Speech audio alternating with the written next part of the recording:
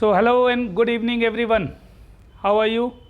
उम्मीद करते हैं कि आप ठीक होंगे और तैयार हैं एनटीए के अभ्यास पेपर 30 के लिए। तो let us continue it, starting with question number 1. So question number 1 is there number of solutions of the equation z cube plus 3z bar square divided by modulus of z is equals to 0 where z is a complex number. तो देखो complex number का जब भी इस तरह का कोई question दिखता है तो इसके दो तरीके हो सकते हैं. पहला तरीका तो ये हो सकता है साहब कि आप z is equals to standard form x plus iota y लीजिए और सब्सटीट्यूट करिए, सिंप्लीफाई करिए और वैल्यूज़ निकालिए. लेकिन थोड़ा लेंदी दिखता है तो बेहतर है कि हम लोग इसको कुछ और काम करें. हाँ, पोलर फॉर्म में अगर इसको कन्वर्ट करके क्वेश्चन करें तो शायद आसानी से हो जाए ना. पोलर फॉर्म में क्वेश्चन करके देखते हैं. मान लीजिए कि z इज इक्वल्स टू ले लिया अपन ने R E to the power iota theta, है ना. आयलर्स फॉर्म में लिख लिया साहब. या पहले इसको थोड़ा सिंप्लीफाई कर लें. सिंप्लीफाई कैसे होगा? z cube multiplied by modulus of z is equals to minus of 3 times z conjugate square. ठीक है. अच्छा, इसका मॉड ले लो. Taking modulus of both the sides.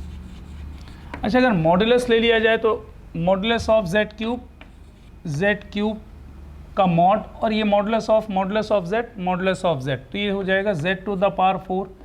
अच्छा, ये तो हो जाएगा 3 और z कॉन्जुगेट.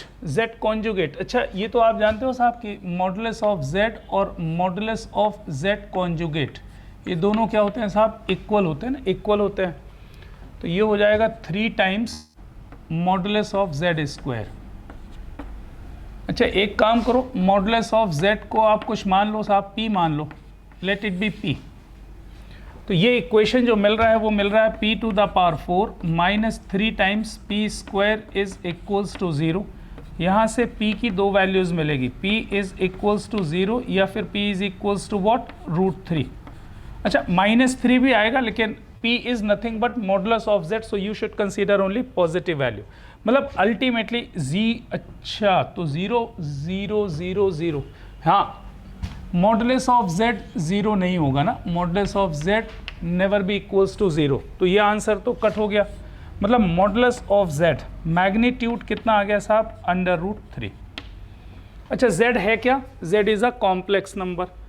तो अगर मैं आपको कुछ ऐसा बोलूं कि z is equals to r e to the power iota theta, इसका मॉड कितना दिया हुआ है? Modulus of z is equals to what? √3. ये मॉडुलस ऑफ z लिखा हुआ है.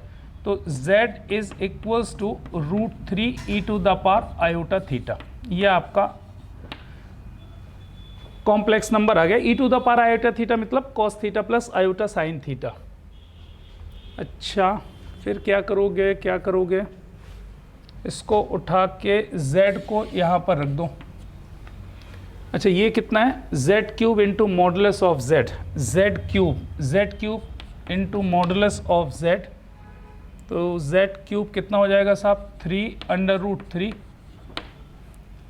Into E to the power 3 iota theta. ये तो हो गया z क्यूब. और modulus of z means what? √3 is equals to minus of 3 times. अच्छा जी, z कॉन्जुगेट का स्क्वायर. अगर z दिया है √3 e to the power iota theta, तो z कॉन्जुगेट होगा, मैग्नीट्यूड तो सेम होगा और e to the power minus of iota theta हो जाता है.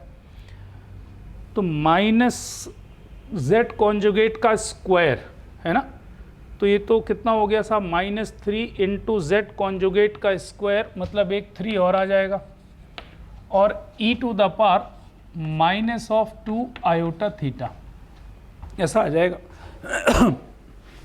3 इंटू 3 कैंसिल हो गया, तो इसको इधर शिफ्ट कर दो तो e to the power 5 iota theta is equals to -1. बहुत ही अच्छा ना. अच्छा, आप इसको ऐसा लिख सकते हो e to the power iota theta whole to the power 5 is equals to minus of 1। अच्छा, E to the power iota theta, देखो E to the power iota theta का मतलब क्या हो गया साहब, इसका मैग्नीट्यूड 1 है। अच्छा, वैसे भी दिखता है E to the power iota theta cos theta plus iota sine theta, तो उसका मैग्नीट्यूड कितना आएगा, 1 ही आएगा। तो ये दिया हुआ है साहब 1 into E to the power iota theta. इसको कोई भी आप कॉम्प्लेक्स नंबर एज्यूम कर लो, let alpha, alpha is any complex number. तो अगर अल्फा कोई भी कॉम्प्लेक्स नंबर है तो alpha to the power 5 is equals to -1, alpha is equals to -1 to the power 1/5। तो इस कॉम्प्लेक्स नंबर के रूट्स क्या आएंगे, 5 रूट्स आएंगे जी। नंबर ऑफ सॉल्यूशंस पूछ रहा है ना, तो how many solutions of this particular equation, alpha is a complex number ना, e to the power iota theta की जगह आपने अल्फा लिया हुआ है और इसका मैग्नीट्यूड तो 1 ही है, इसका मैग्नीट्यूड कितना है 1, तो 1 into E to the power iota theta लिखा हुआ है बेसिकली। तो alpha to the power 5 is equals to -1, alpha is equals to -1 to the power 1/5, 5 roots आने, हाँ एक आंसर है साहब। So this one is your answer. तो देखो इस क्वेश्चन को अगर आप, मैंने आंसर मैच नहीं किया है पर कैलकुलेशन मिस्टेक नहीं है तो 100% आंसर सही होगा, है ना। ये 5th पावर दी हुई है किसी भी कॉम्प्लेक्स नंबर की, 5th power is equals to -1, so definitely there will be 5 such solutions, answer is okay. Moving fx is equals to what, x cube plus x plus 1 tan of pi, greatest integer of x represents the greatest integer part of x, then domain of fx, okay, range, even function, non periodic function। देखो ये बहुत ही खूबसूरत सी बात दी हुई है ना, tan of integral multiple of pi, tan of pi 0, tan of 2 pi 0, tan of 3 pi 0, मतलब ये 0 दिया हुआ है। अगर ये 0 दिया हुआ तो ये भी 0 दिया हुआ, मतलब f of x is equals to 0 दिया हुआ है ना। ये कांस्टेंट फंक्शन है। कांस्टेंट फंक्शन के बारे में क्या क्या चीज़ें आप जानते हो, डोमेन, ये तो आंसर गलत होगा क्योंकि कांस्टेंट फंक्शन कोई भी है, y equals 0 is basically x axis, तो it is defined for all the real numbers, तो ये तो गलत है। Range of fx is equals to r, no, range of fx is only 0 here, तो बी ऑप्शन भी गलत होगा। fx is an even function, हाँ जी ये कंफर्म सही है कि fx इवन फंक्शन होगा, एक कांस्टेंट फंक्शन। इंपॉर्टेंट पार्ट आपके साथ कुछ मैं बता दूं कि अगर f ऑफ x इक्वल्स 0 दिया हुआ है, so that is important part that it is even function as well as odd function. ये इवन फंक्शन भी है और ऑड फंक्शन भी है, कांस्टेंट फंक्शन है, लेकिन इसमें स्पेसिफिकली अगर f ऑफ x इक्वल्स 0 दिया है तो ये इवन फंक्शन भी होगा और ऑड फंक्शन भी, तो इवन तो दिया है। fx is non periodic function, तो नॉन पीरियोडिक तो होता नहीं, constant function is always a periodic function, constant function is always a periodic function. Of course it's periodicity is not defined yet, है ना, उसका पीरियड मुझे मालूम नहीं, फंडामेंटल पीरियड उसका आप नहीं डिफाइन कर सकते, लेकिन हाँ पीरियोडिक होता है। खैर आगे बढ़ने वाली बात ही नहीं, एक ऑप्शन दिख गया है, तो f of x is an even function. A 5 digit number is selected at random. अच्छा 5 डिजिट नंबर आपने सिलेक्ट किया रैंडमली। अच्छा डिजिट्स की अवेलेबिलिटी क्या है, 0 से 9, 10 डिजिट होंगे हमारे पास। Probability that the chosen number has distinct digits and digits in odd places are odd and digits in even places are even. तो पहले तो 5 डिजिट नंबर बना लो साहब, तो 5 डिजिट नंबर है ना, प्रोबेबिलिटी में क्या है, नीचे वाला सैंपल स्पेस वाली बात है, तो टोटल काउंटिंग ये 5 है। अच्छा 0, 1, 2, 3 से लेकर के 9 डिजिट्स तक अवेलेबल हैं। So this place can be filled only in 9 ways, क्योंकि यहाँ पर आप 0 नहीं रख सकते, 5 डिजिट का नंबर है, 0 रख दोगे तो 5 डिजिट का नहीं होगा। अच्छा this place can be filled in 10 ways, this one in 10 ways, this one in 10 ways, this one in 10 ways, total number 9 into 10 to the power 4। तो साहब डिनोमिनेटर में तो आएगा क्या, 9 इंटू 10 टू द पावर 4। ये टोटल हो गए साहब केसेस। ऑप्शन में बी ऑप्शन नहीं होना चाहिए ना, बी ऑप्शन नहीं होना चाहिए, ए, सी या डी ऑप्शन होगा। अच्छा क्या कह रहा है कि इवन प्लेसेस में केवल ऑड प्लेसेस में ऑड डिजिट्स होनी चाहिए। ऑड डिजिट्स के लिए कितनी जगह, 1, 2 और 3, फर्स्ट, थर्ड और फिफ्थ। फर्स्ट, थर्ड और फिफ्थ में क्या रखना है मुझे? Odd numbers. ऑड नंबर 0 से 9 के बीच में ऑड नंबर्स कितने? 5 ऑड नंबर्स होंगे और 3 प्लेसेस हैं, तो इन 3 प्लेसेस के लिए 5 ऑड नंबर्स आप सिलेक्ट कर लीजिए, which can be selected in how many ways? 5C3 ways, और इन 3 प्लेसेस पे 3 ऑड डिजिट्स को अरेंज कर दीजिए फैक्टोरियल 3 वेज में। अब रह गई बात, इवन प्लेसेस पर इवन डिजिट्स आने चाहिए, तो साहब इवन प्लेसेस 2 हैं और इवन डिजिट्स क्या हैं आपके पास? 0, 2, 4, 6, 10, सॉरी 0, 2, 4, 6, 8, ये डिजिट्स हैं। तो क्या बस देखना ये कि क्या यहाँ 0 रख सकते हैं? हाँ रख सकते हैं। 0 रखने पर यहाँ पे तो कोई दिक्कत नहीं, वो यहाँ पर 0 नहीं रख सकते थे, तो वहाँ पर तो ज़रूरत भी नहीं। 2 प्लेसेस पर आपको क्या रखना है? इन 5 में से कोई भी 2 नंबर रखना है, तो फिर से 2 नंबर सिलेक्ट कर लीजिए, which can be selected in 5C2 ways, और जो 2 प्लेसेस हैं उनमें 2 डिजिट्स को अरेंज कर दीजिए। सो this one multiplied by this one divided by this one, answer ये ए ऑप्शन आ गया। ए इज द करेक्ट ऑप्शन है ना। ये 5P2 लिखा हुआ है, ये 5P3 लिखा हुआ है, 5P2 into 5P3 divided by 9 into 10 to the power 4। बढ़िया, बहुत ही बढ़िया क्वेश्चन, आसान क्वेश्चन लेकिन अच्छा question. Here is question number 4। Length of the focal chord of the parabola square is equals to 4x at a distance of 0.4 units from the origin is length of the focal chord of the parabola which is at a distance of 0.4 units from the origin। देखो y square is equals to 4x अगर parabola है तो इसके लिए y square is equals to 4ax parabola है। Length of focal cord है ना, length of focal cord ये होता है साहब 4a Kozak of square alpha, है ना। अगर आपको लर्न करना है तो लर्न जरूर कर लें, ऐसे क्वेश्चंस डायरेक्ट कर लेना बेहतर है। हाँ, ये तो प्रूफ, इसका प्रूफ तो अवेलेबल है, लेकिन वहाँ पर आप प्रूफ करने थोड़ी बैठोगे। अगर आप वहाँ प्रूफ करने बैठ गए तब तो हो गया, क्वेश्चन हो चुका आपका। तो प्रूफ नहीं करना है उसका, लर्न करें। Length of focal chord of y square is equals to 4ax is what? 4a cosec square alpha. बस तो a मालूम है, a कितना है यहाँ पर? a इज इक्वल्स टू 1 है, तो a 1 है। अपना टारगेट है साहब कहीं से भी कोजेक स्क्वायर अल्फा मिल जाए तो लेंथ ऑफ फोकल कॉर्ड मिल जाएगी। अच्छा, तो क्वेश्चन कुछ ऐसा है कि ये है आपका पैराबोला, दिस वन, ये आपका फोकस है अगर, और ये मान लीजिए आपकी फोकल कॉर्ड है एस, ये एल एस एल डैश, ऐसा लिख दिया मैंने।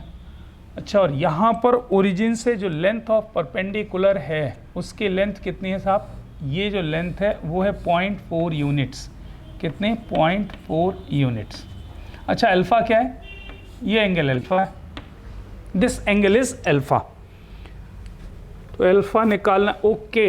ये लेंथ मालूम है ना, ये लेंथ मुझे मालूम है। ये फोकस के कोऑर्डिनेट्स क्या होते हैं? a,0, that means 1,0, that means this length is 1, this 0.4। ये एंगल अगर अल्फा है तो ये भी एंगल अल्फा होगा।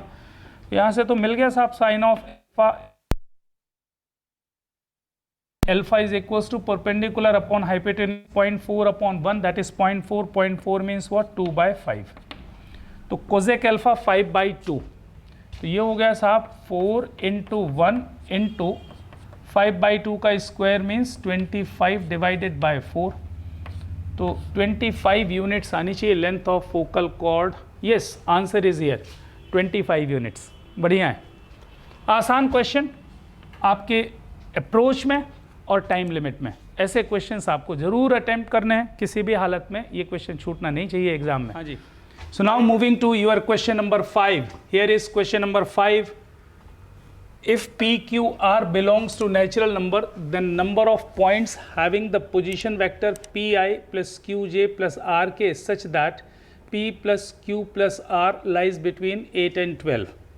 देखो साहब, ये जो क्वेश्चन दिया हुआ है ना, इस क्वेश्चन में बड़ी स्पेसिफिक बात ये है कि वो जो Pi plus Qj plus Rk cap दिया हुआ उसकी कोई मीनिंग नहीं है। You want to find the different permutation and combinations of PQR, that means how many solutions of PQ and R are available।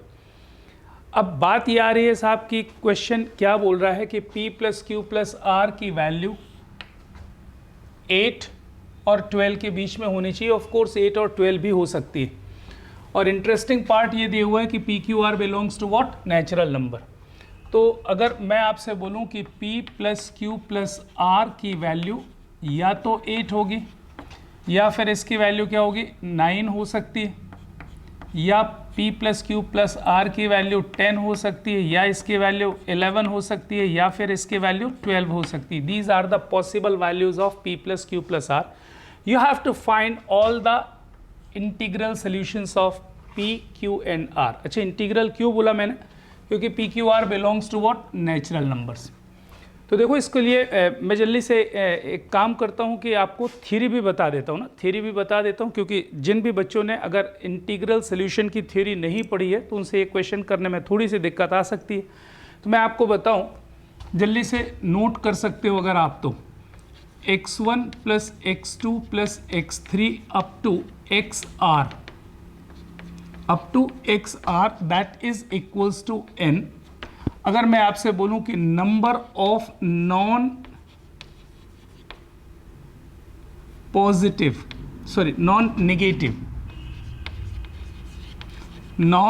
Negative integral solutions बोले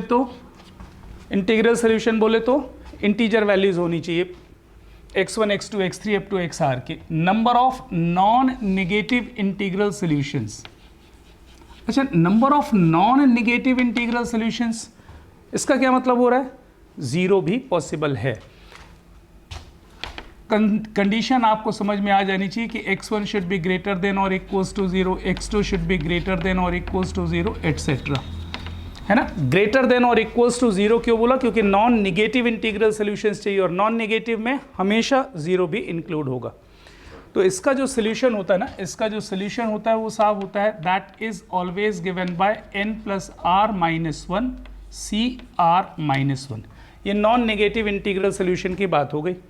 और इसी का सेकेंड पार्ट, अगर आप, वैसे तो इसी से आ जाता है, लेकिन अगर आप डायरेक्ट लर्न करना चाहते हो तो बेहतर है x1 plus x2 plus x3 up to xr is equals to n। और अगर मैं आपसे बोलूं कि number of positive integral solutions,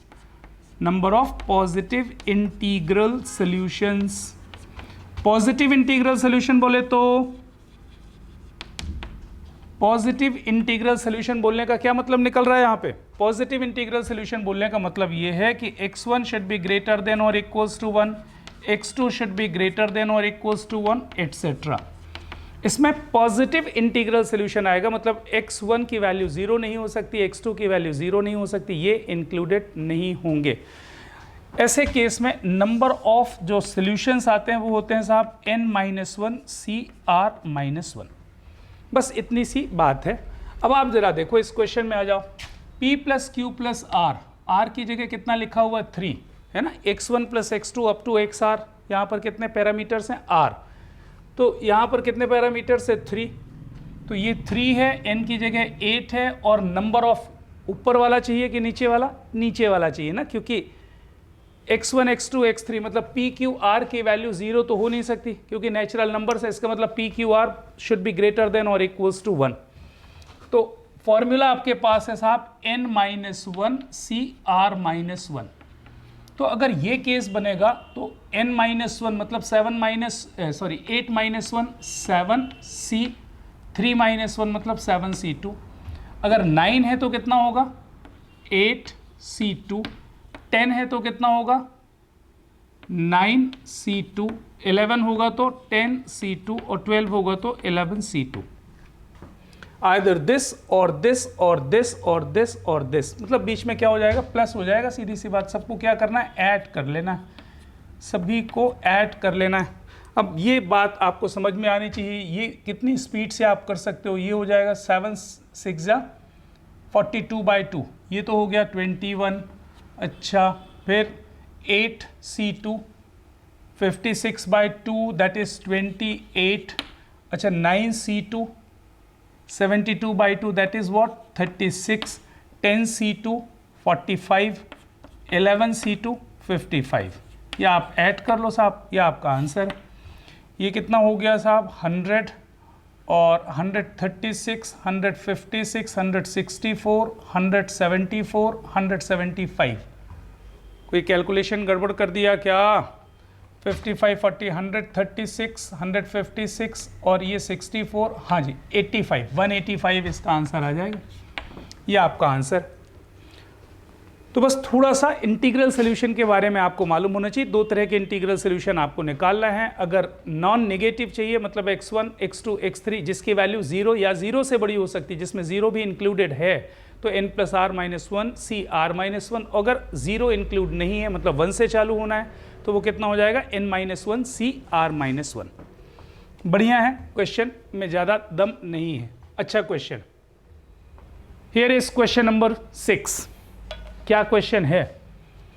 late alpha, beta and gamma be the roots of the equation x³ + 6x² plus, ये थोड़ा सा दिख नहीं रहा है, इसको मैं अलग से लिख दूं, x³ - 6x² minus of px minus of 42 is equals to 0।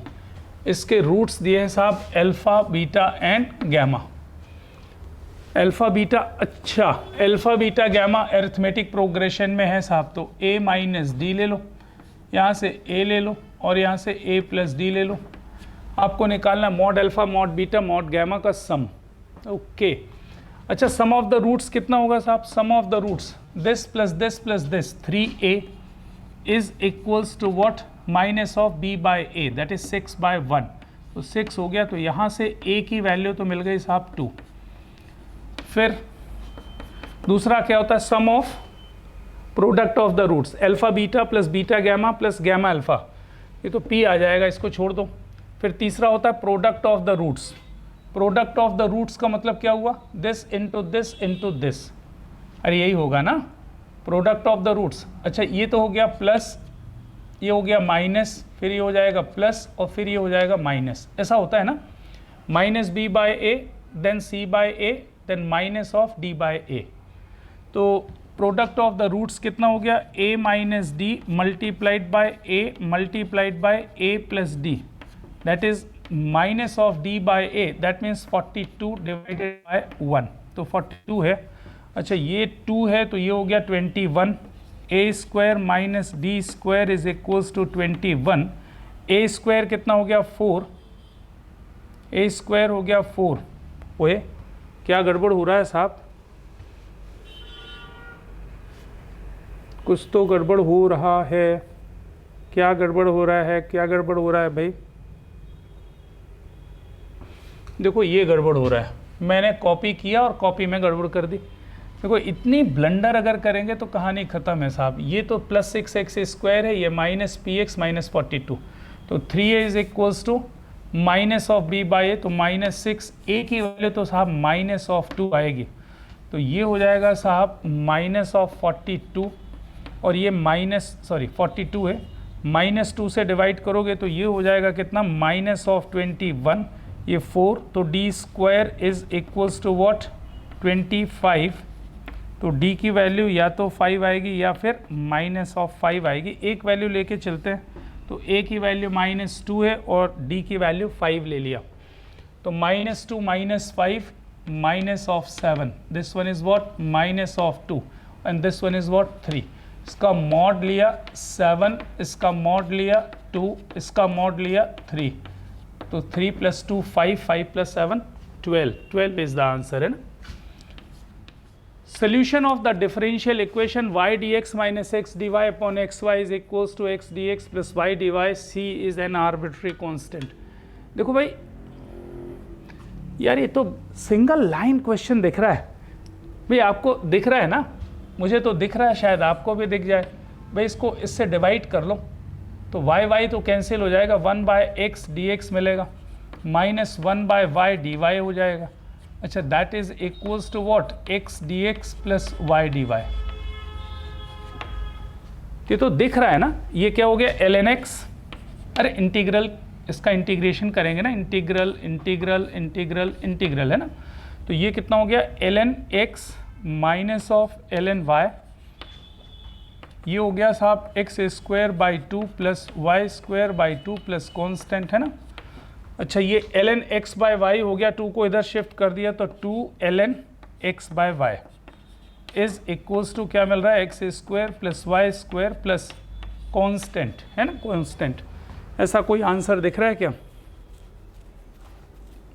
D option है, ये आपका आंसर आ गया। Moving to question number 8, if a circle is drawn by assuming, if a circle drawn by assuming a chord parallel to the transverse axis of the hyperbola x square upon a square minus y square upon b square equals 1 as diameter always passes through a point। यार ये सबसे important point है ना, always passes through a point 2,0 लिया है, 2 यहाँ पे लिखा है और कॉमा 0 यहाँ पर लिखा हुआ है। ऑलवेज पासेस थ्रू 2,0 है ना, किसी फिक्स पॉइंट से अगर कोई भी चीज़ हमेशा पास हो रही, that means that should be an identity. और आइडेंटिटी के लिए जैसे मैं आपसे बोलूँ कि ax plus b is equals to 0, है ना, ये कोई एक्सप्रेशन लिखा हुआ है, this one is an identity always passes through 0,0। तो बट ऑब्वियस है कि जितने भी कोएफिशिएंट्स होंगे वो 0 होंगे। ये कब पॉसिबल है? लेफ्ट और राइट साइड आइडेंटिटी है ना, तो दोनों साइड को इक्वल कब बना सकते हैं? जब a 0 हो जाए और b 0 हो जाए। बस मुझे ऐसा लगता है कि इस क्वेश्चन में यही कुछ फॉलो होने वाला है। फिर भी एक बार देख लेते हैं कि circle drawn by assuming a chord parallel to the transverse axis of the hyperbola as diameter always passes through 2,0 कर सकते हैं। देखो क्या करना है, क्या करना है, एक हाइपरबोला बना ही लेते हैं ना, एक हाइपरबोला बना लेते हैं साहब। ये हाइपरबोला है और ये साहब ट्रांसवर्स एक्सिस है ए डैश, इसके पैरेलल आपने कोई एक कॉर्ड बना दिया। इसका इक्वेशन तो y is equals to k लिखा, इसको डायमीटर मान के सर्कल आपको बनाना है। सर्कल कुछ ऐसा बनेगा ना, ये सर्कल कुछ ऐसा बनेगा, ठीक, ये मान लीजिए सर्कल। अच्छा, इस सर्कल का सेंटर निकाल सकते हैं क्या अपन? अच्छा, ये जो हाइपरबोला है ना, ये पॉइंट तो आपका, ये सर्कल कहां से पास हो रहा है साहब?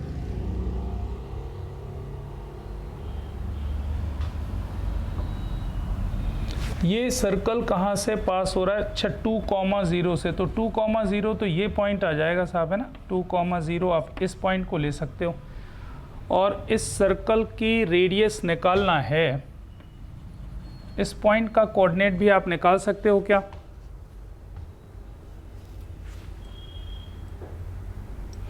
ये पॉइंट है आपका a,0, है ना, this point is what, a,0, और ये है y is equals to k। y is equals to k अगर मैं इस पे रख दूं तो x मिलेगा।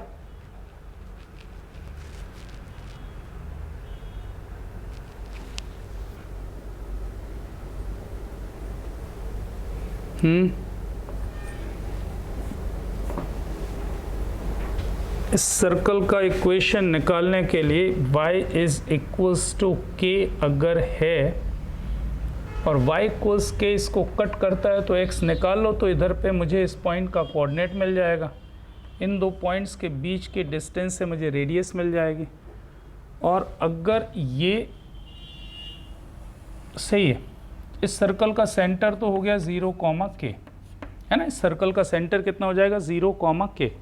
भाई ये आपका क्या है, ओरिजिन है ना, ये ओरिजिन है, because this one is your x axis. तो इस सर्कल का सेंटर तो हो गया 0, k और सर्कल की रेडियस यहाँ से मिल सकती है। तो can we find the coordinates k, क्योंकि ये लाइन जो है वो सर्कल को कट करेगी k, y इक्वल्स k पे। चलो रख देते हैं, तो x square upon a square minus of k square upon b square is equals to 1। तो ये साहब हो जाएगा x square is equals to a square multiplied by 1 plus k square upon b square. अच्छा, ये हो गया x और यही तो है रेडियस, सर्कल की रेडियस यही दी हुई है, मतलब ये रेडियस का स्क्वायर दिया हुआ है, this one is the radius square, ये आपका आर स्क्वायर हो गया। तो सर्कल का सेंटर 0, K और सर्कल की radius r square is given. तो सर्कल का इक्वेशन क्या बन जाएगा साहब, x minus 0 whole square plus y minus k whole square is equals to r square. R square बोले तो a square multiplied by 1 plus k square by b square, है ना।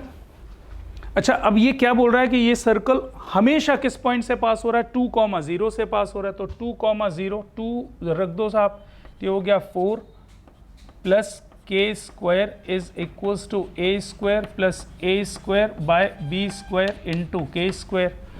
अच्छा, तो ये क्या बन जाएगा साहब, आपका इक्वेशन कुछ ऐसा हो जाएगा, 4 minus a square is equals to k square multiplied by a square minus upon b square minus 1।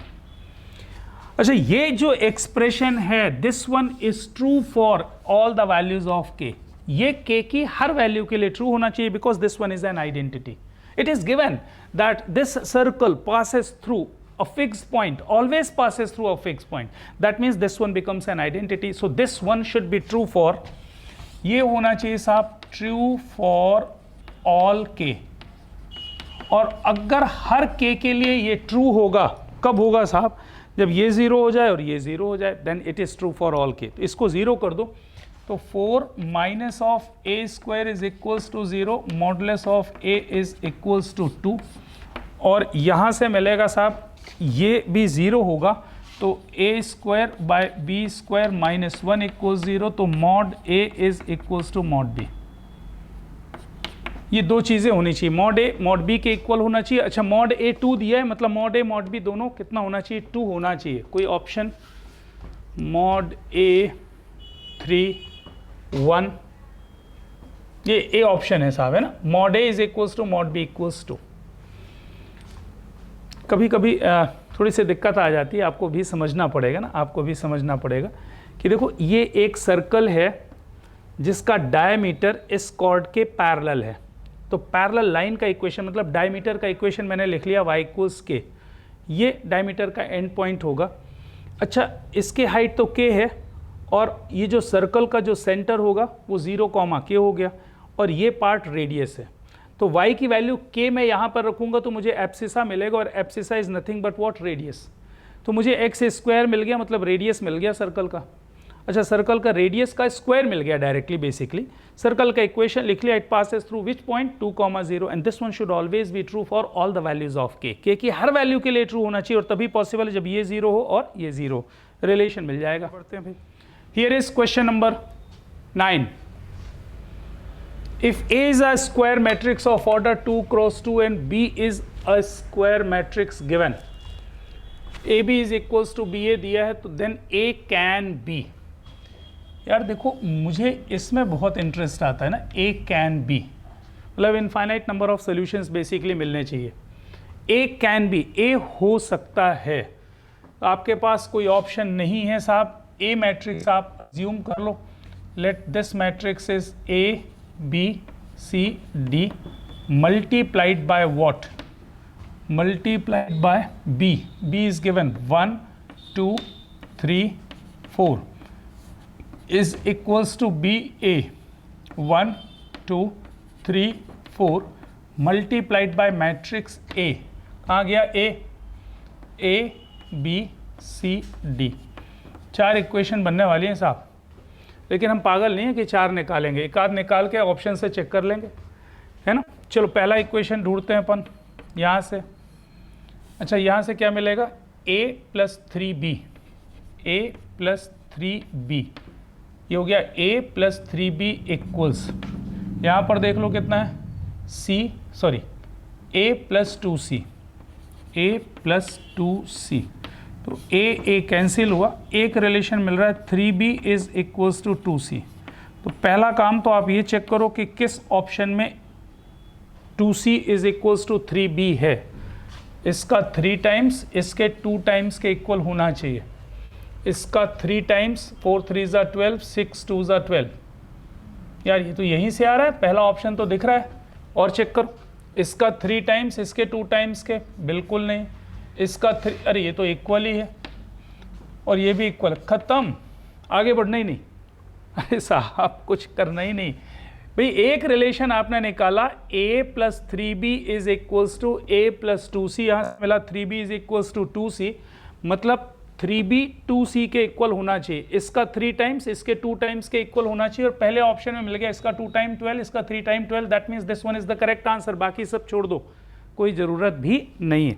तो मुझे लग रहा था जरूर कि ये क्वेश्चन बड़ा सा दिखेगा, लेकिन हाँ, वन कैन चेक इट, आराम से कर सकते हो। बहुत बढ़िया question, examination point of view से अच्छा क्वेश्चन। चलिए आगे बढ़ते हैं साहब। इस फिर से आ गया साहब मैथमेटिकल रीजनिंग। मुझे याद है शायद किसी अभ्यास पेपर में मैंने एक बड़ी सी ट्रूथ टेबल आपको बना करके बताई थी, शायद कुछ ऐसा ही हो। नहीं, इस बार छोटा होगा क्योंकि 2 ही स्टेटमेंट दिख रहे हैं, P और Q के। अब आपको और implication and implication और none of these, और प्लस और क्रॉस, ये 2 चीज़ें दी हैं। ऑपरेशन P Q, मतलब एंड इम्प्लीकेशन और इम्प्लीकेशन, ऐसा चाहिए। तो अपन बनाने पड़ेंगे ट्रुथ टेबल। देखो वैसे तो और बहुत सारे तरीके हो सकते हैं, बहुत सारे लोग सेट से बनाते हैं और वो सेट से कॉम्प्लिकेट करके और कहीं ना कहीं से हिट एंड ट्रायल से करते हैं, बिल्कुल किया जा सकता है, लेकिन आप बिल्कुल उस चक्कर में ना रहें।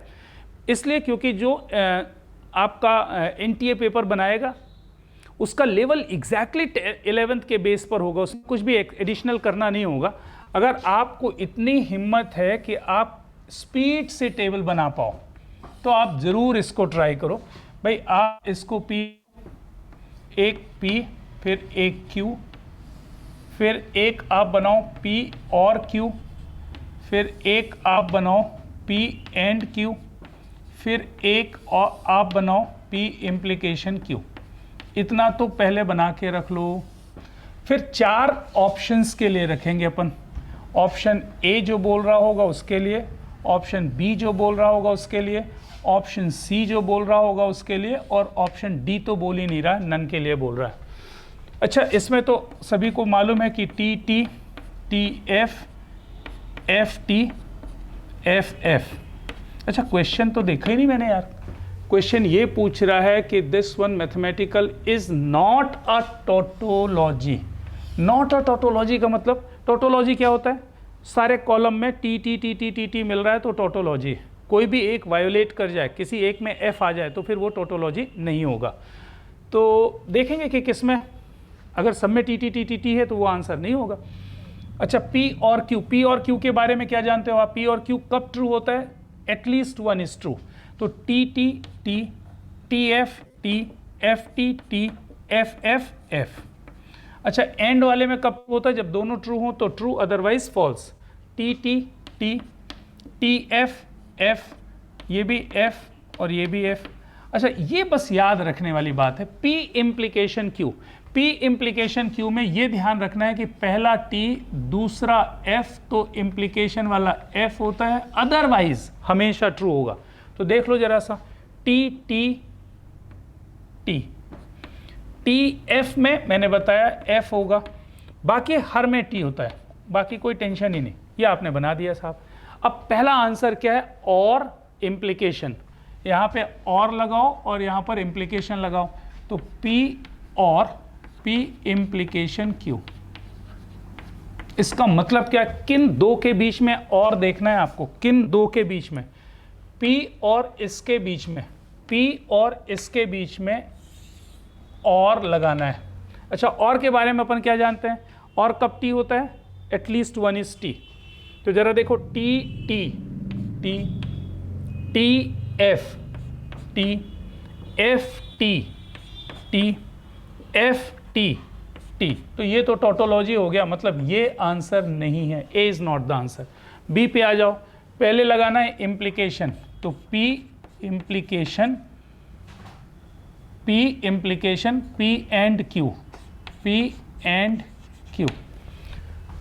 तो इसमें और इसमें और इसमें दोनों के बीच में क्या लगाना है, इम्प्लीकेशन। किसके बीच में, इसके और इसके बीच में, मतलब इस कॉलम और इस कॉलम के बीच में इम्प्लीकेशन देखना है।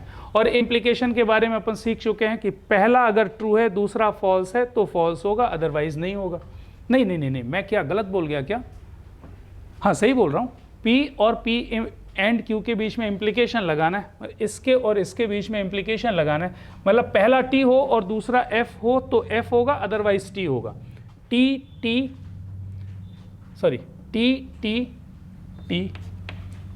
T F F, बस खत्म, ये आपका आंसर हो गया। B is the correct answer, क्योंकि ये टोटोलॉजी हो नहीं सकता, ये टोटोलॉजी नहीं हो सकता, क्योंकि बीच में एक एफ आ गया, आगे छोड़ दो, देखना ही नहीं। तो ठीक है, थोड़ी सी मेहनत जरूर करनी पड़ेगी, लेकिन बिल्कुल आ जाएगा आंसर। और truth table is one of the best way to find the answer. तो ट्रुथ टेबल का इस्तेमाल करना सीखें। हाँ जरूर जल्दी से थोड़ा सा लिखने की आदत डाल लें, काम हो जाएगा। Coefficient of x to the power 10 in the expansion of this one। ये क्या लिखा है यार, ये 1 + x to the power 15, 1 + x to the power 16 से लेकर के, ये इस गलत जगह पे लग गया साहब, है ना, ये इस गलत जगह पे लगा है, यहाँ पर होना चाहिए इज, है ना, आफ्टर दिस। क्वेश्चन समझ में आ गया? ये आपको एक सीरीज दिख रही है 1 + x to the power 15 से लेकर के 1 + x to the power 30 तक। अच्छा कितने टर्म्स दिख रहे हैं? 16। अरे 15 से लेकर के 30 तक जाना है ना, 15 से लेकर के 30 तक जाना है। कितने टर्म्स हैं? 16 टर्म। एक काम करो, इसमें से 1 + x to the power 15 तो आप बाहर ले लो, मैंने बाहर ले लिया साहब। अच्छा ये कितना हो जाएगा? 1 प्लस, यहाँ पर आ जाएगा 1 + x प्लस 1 + x स्क्वायर से लेकर के कहाँ तक पहुँचोगे साहब? 1 + x to the power 15। अरे कोई डाउट है? अच्छा ये तो जीपी बन रही है साहब। This one is a GP whose first term is 1, common ratio is 1 + x, and how many terms are there? 16 terms. तो 1 + x to the power 15 लिख दिया। अच्छा सम ऑफ जीपी जानते हो? a × 1 - r to the power n upon 1 - r। तो a तो 1 है, r to the power n 1 + x to the power 16 -1 divided bye 1 + x -1। अच्छा नीचे आ गया, इसको इसमें मल्टीप्लाई कर दिया तो ये मिला साहब 1 + x to the power 31 -1 + x to the power 15, और ये 1 और 1 क्या गया था by x divided by x। इस पूरे एक्सप्रेशन में मुझे क्या निकालना है साहब? Coefficient of x to the power 10। अच्छा x to the power 10 का कोएफिशिएंट निकालना है, और नीचे x ऑलरेडी, मतलब मैं ऊपर वाले में x to the power 11 का कोएफिशिएंट निकालूंगा तो डिवाइडेड बाय x हो जाएगा, तो x to the power 10 का कोएफिशिएंट, मतलब मुझे इसमें और इसमें किसका कोएफिशिएंट निकालना है? x to the power 11 का। तो what is the coefficient? 31C11। x to the power 11 का कोएफिशिएंट इसमें, और इसमें -15C11। ये x to the power 11 का कोएफिशिएंट ऊपर है, तो टोटल में ये coefficient of x to the power 10 आ जाएगा। आंसर कुछ इसी फॉर्म में देख रहे हैं कहीं कहीं पर, ये ऑप्शन है देखो, बिल्कुल इसी फॉर्म में आंसर दिया है 31C11 -15C11। मैं आपको याद ये दिलाना चाह रहा हूँ कि ऐसे क्वेश्चन में वो एक जल्दबाजी में एक मिस्टेक हो जाती है, मैं आपको बता रहा हूँ। वो इस आंसर को क्या करते हैं? NCR = NCN-R होता है, तो इसको वो लिख देंगे क्या? 31C20, और इसको लिख देंगे -15C4, और एक आंसर ऐसा कुछ दे देंगे, और एक आंसर डी में लिख देंगे नन ऑफ द अबव। तो आपने जैसे ही आंसर निकाला ना, और यहाँ कहीं पर दिखेगा नहीं इस टाइप का आंसर, और आप खट से क्या लगा दोगे? नन ऑफ द अबव, जबकि ये आंसर उसमें दिया होगा। दोनों चीज़ें सेम लिखी हुई ना, दोनों चीज़ें सेम लिखी हुई। NCR = always NCN-R। चलिए बहुत बढ़िया क्वेश्चन, एग्जामिनेशन में आने लायक क्वेश्चन। ठीक है, आगे बढ़ते हैं साहब। अ vector R is equally inclined with the vectors A cos θ + iota sin θ j और बी वेक्टर क्या है, minus of iota sine theta plus cos theta j, और सी वेक्टर दिया है के, then angle between r vector and a vector. Answer is this one. ये इसका answer दिख गया। पूछे कैसे, अच्छे से याद है, हम लोगों ने 12th में जब 3D पढ़ी थी तो 12th में एक क्वेश्चन आता था साहब कि find out the angle made by diagonal of a cube with the sides, और वो आता था cos इनवर्स 1/√3। बस वही चीज़ ये पूछ रहा है, एंगल डायगोनल का एंगल किसके साथ, किसी साइड के साथ। तो किसी साइड के साथ जो डायगोनल का एंगल बनेगा वो कितना बनेगा साहब, cos इनवर्स 1/√3।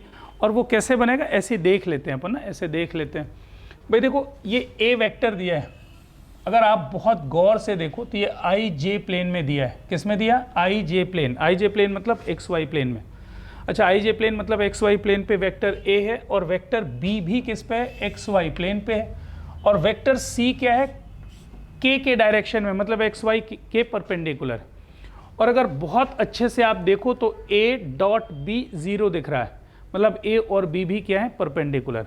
अच्छा, अगर आपको नहीं दिखता तो कोई दिक्कत नहीं यार, ये जो दिया हुआ है ना, ये थीटा की कोई भी वैल्यू रख करके देख लो, थीटा 0 रख लो मान लो, तो ये 1 हो गया और ये 0 हो जाएगा।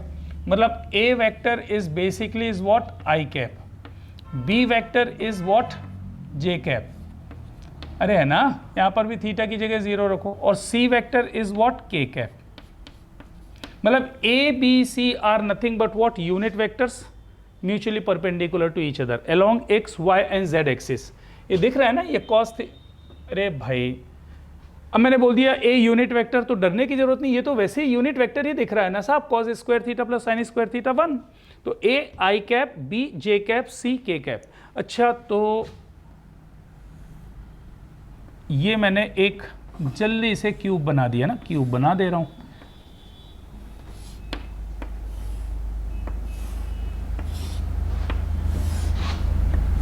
ये क्यूब बन गया।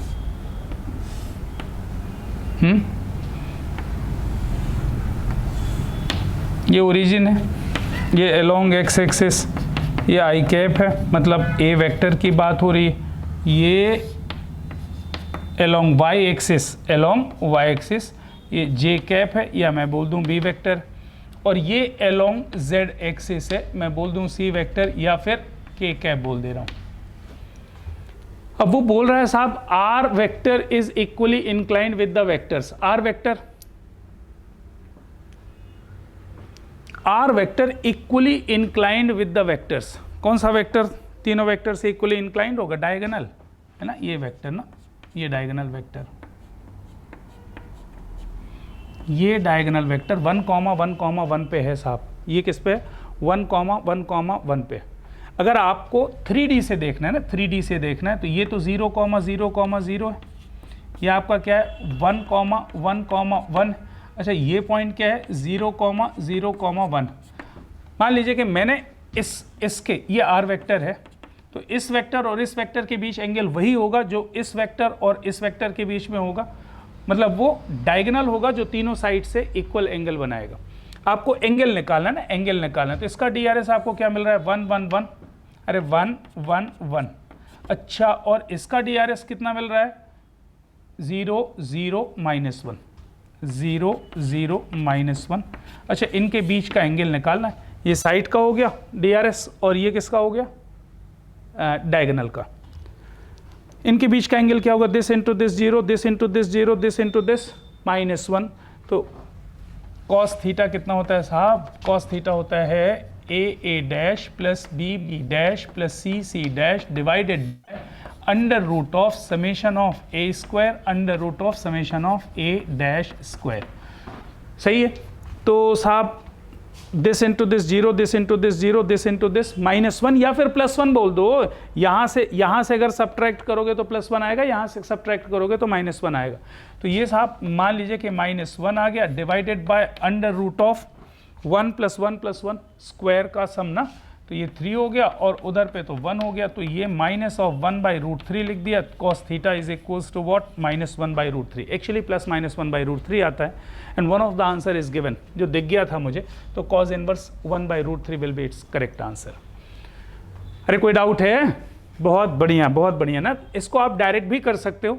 हाँ, थोड़ी सी अगर 12th क्लास आपने पढ़ी है तब तो बहुत ही मज़ेदार क्वेश्चन, और अगर नहीं पढ़ी है तो थोड़ी बहुत, हाँ, थोड़ा ऑब्जर्वेशन आपका अच्छा होना चाहिए ना, ऑब्जर्वेशन अच्छा होना चाहिए कि आपको दिख जाना चाहिए कि और भी परपेंडिकुलर नहीं दिख रहा है तो थीटा की कोई वैल्यू रख करके आप देख सकते हो। Let f(x) be a non-constant polynomial function such that f of a equals f of b equals f of c equals 2, then minimum number of roots of the equation f double dash x equals 0 where x belonging to what, a to c। मुझे तो ऐसा लगता है कि सभी को ये बात समझ में आ गई होगी कि ये क्वेश्चन रोलिस थ्योरम का क्वेश्चन दिख रहा है साहब। ये देखो यहाँ पर साहब मैंने a लिया, यहाँ पर मैंने b लिया, यहाँ पर c लिया। वो क्या कह रहा है कि f(a) fb और fc इक्वल है। मान लीजिए कि ये 3 पॉइंट्स, ये हाइट सेम, मतलब कर्व का एक अप्रोक्सीमेशन कुछ बना लो, ऐसा कुछ भी बना लो, कोई दिक्कत, बिल्कुल सही है। f ऑफ a, ये f ऑफ a है, ये f ऑफ b है और ये f ऑफ c। रोलिस थ्योरम के बारे में क्या क्या जानते हैं भाई? अपन ये जानते हैं कि फंक्शन कंटिन्यूस तो होगा ना भाई, नॉन कांस्टेंट पॉलिनोमियल फंक्शन है, इसका मतलब फंक्शन क्या है, कंटिन्यूस फंक्शन है, इसमें कुछ सोचने की जरूरत नहीं है। f डबल डैश x 0 दिया है, मतलब पूछ रहा है डिफरेंशिएबल तो होगा ही होगा, इसका मतलब पहली दो कंडीशन तो फॉलो हो ही रही।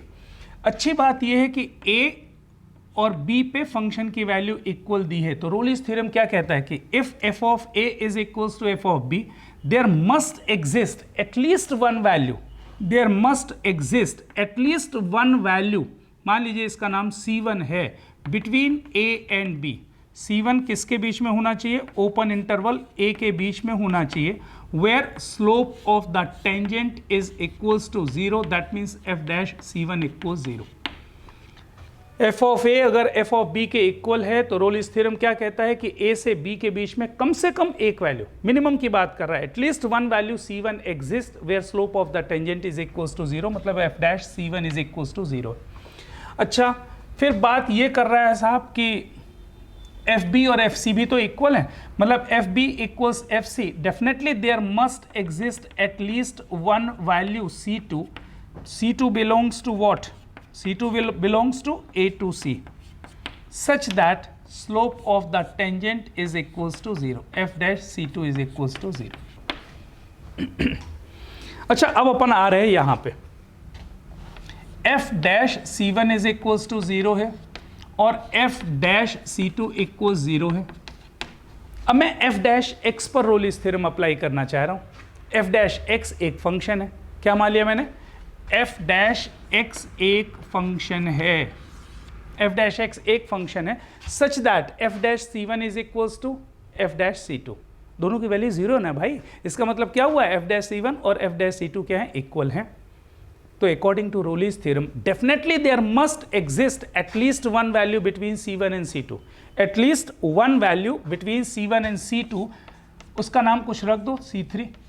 There must exist at least one value between C1 and C2, that is C3, where its derivative is equals to 0, that means f double dash C3 is equals to 0। भाई अब मैं fx पे रोलिस theorem नहीं apply कर रहा हूँ, किस पे अप्लाई कर रहा हूँ, f डैश x पे। तो f डैश x के लिए क्या रोलिस थ्योरम की कंडीशन होगी, f dash C1 is equals to f dash C2 होना चाहिए, और है क्योंकि दोनों के वैल्यू 0 है। इसका मतलब क्या हुआ, इसका मतलब ये हुआ कि C1 और C2 के बीच में कम से कम एक वैल्यू ऐसी जरूर होगी जहां पर उसका सेकेंड डेरिवेटिव 0 होगा। तो एक रूट आ जाएगा साहब C3, है ना, ये मिनिमम है, एटलीस्ट वन रूट, एक से ज़्यादा भी हो सकते हैं लेकिन एटलीस्ट वन रूट की बात करेगा, तो सीधी सी बात है, आंसर इज व्हाट, 1। कोई दिक्कत, अच्छा क्वेश्चन है, ओरली कर सकते हो, इसमें कोई डाउट नहीं। हाँ, रोलिस थ्योरम के कॉन्सेप्ट आपके पास बिल्कुल परफेक्ट होने चाहिए। Moving to next, here is question number 14। The incentre of a triangle ABC is, incentre को किससे रिप्रेजेंट किया, capital I 2,5। If A is 1,13, B is -4,1, then coordinates of C are 1,10, 10,1, 8,2, 9,3।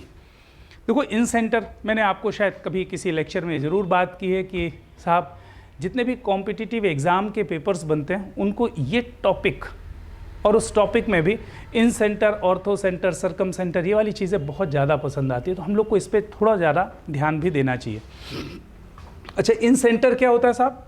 In centre होता है intersection point of angle bisectors. अच्छा, तो एक triangle बना दे रहा हूँ मैं। This one is your triangle, इसका नाम लिख दिया मैंने A, this one is B and this one is C। अच्छा, इन सेंटर क्या होता है? एंगल बाइसेक्टर होता है, एंगल बाइसेक्टर। ये एक एंगल, फिर एक ये एंगल बाइसेक्टर। अच्छा, इसने यहाँ पे कट किया, तीसरे वाले का भी एंगल बाइसेक्टर मैंने बना दिया ना, बना दिया। अच्छा, इन सेंटर की स्पेशलिटी क्या होती है? It is always equi distant from all the sides, मतलब ये डिस्टेंस और ये परपेंडिकुलर डिस्टेंस इक्वल होगी। मैं यहाँ से एक सर्कल ड्रॉ कर सकता हूँ ना, we can draw always a circle which touches all the sides and that is called incircle. ये आपका इन सर्कल बन गया। ये है आपके दो वर्टाइसेस, एक है साहब 1,13 and second is given 1, minus of 4,1 और इन सेंटर के कोऑर्डिनेट्स उसने दे के रखे हैं। इन सेंटर का कोऑर्डिनेट क्या दिया हुआ है साहब? 2,5। This one is what? 2,5। अच्छा, आपको C का कोऑर्डिनेट निकालना है, मतलब H, K आपको निकालना है। अब इसको बहुत तरीकों से किया जा सकता है ना, बहुत सारे तरीकों से किया जा सकता है। कैसे कैसे किया जा सकता है साहब? आसान तरीका कुछ ढूंढते हैं ना, क्योंकि मुझे ऐसा लग रहा है कि कुछ लेंदी वर्क हो सकता है। एक काम करते हैं, अपन इस सर्कल का इक्वेशन निकाल सकते हैं क्या? बहुत आराम से निकाल सकते हैं। देखो सर्कल की रेडियस तो ये है, तो मुझे इस लाइन का इक्वेशन मिल जाएगा and this line is tangential line to this circle. Perpendicular length वाले से मुझे ये रेडियस मिल जाएगी, पक्का मुझे ये रेडियस मिल जाएगी साहब, है ना। तो रेडियस मिल गया, सेंटर मिल गया, तो सर्कल मिल जाएगा। अच्छा, फिर करेंगे क्या? चलो आगे देखते हैं।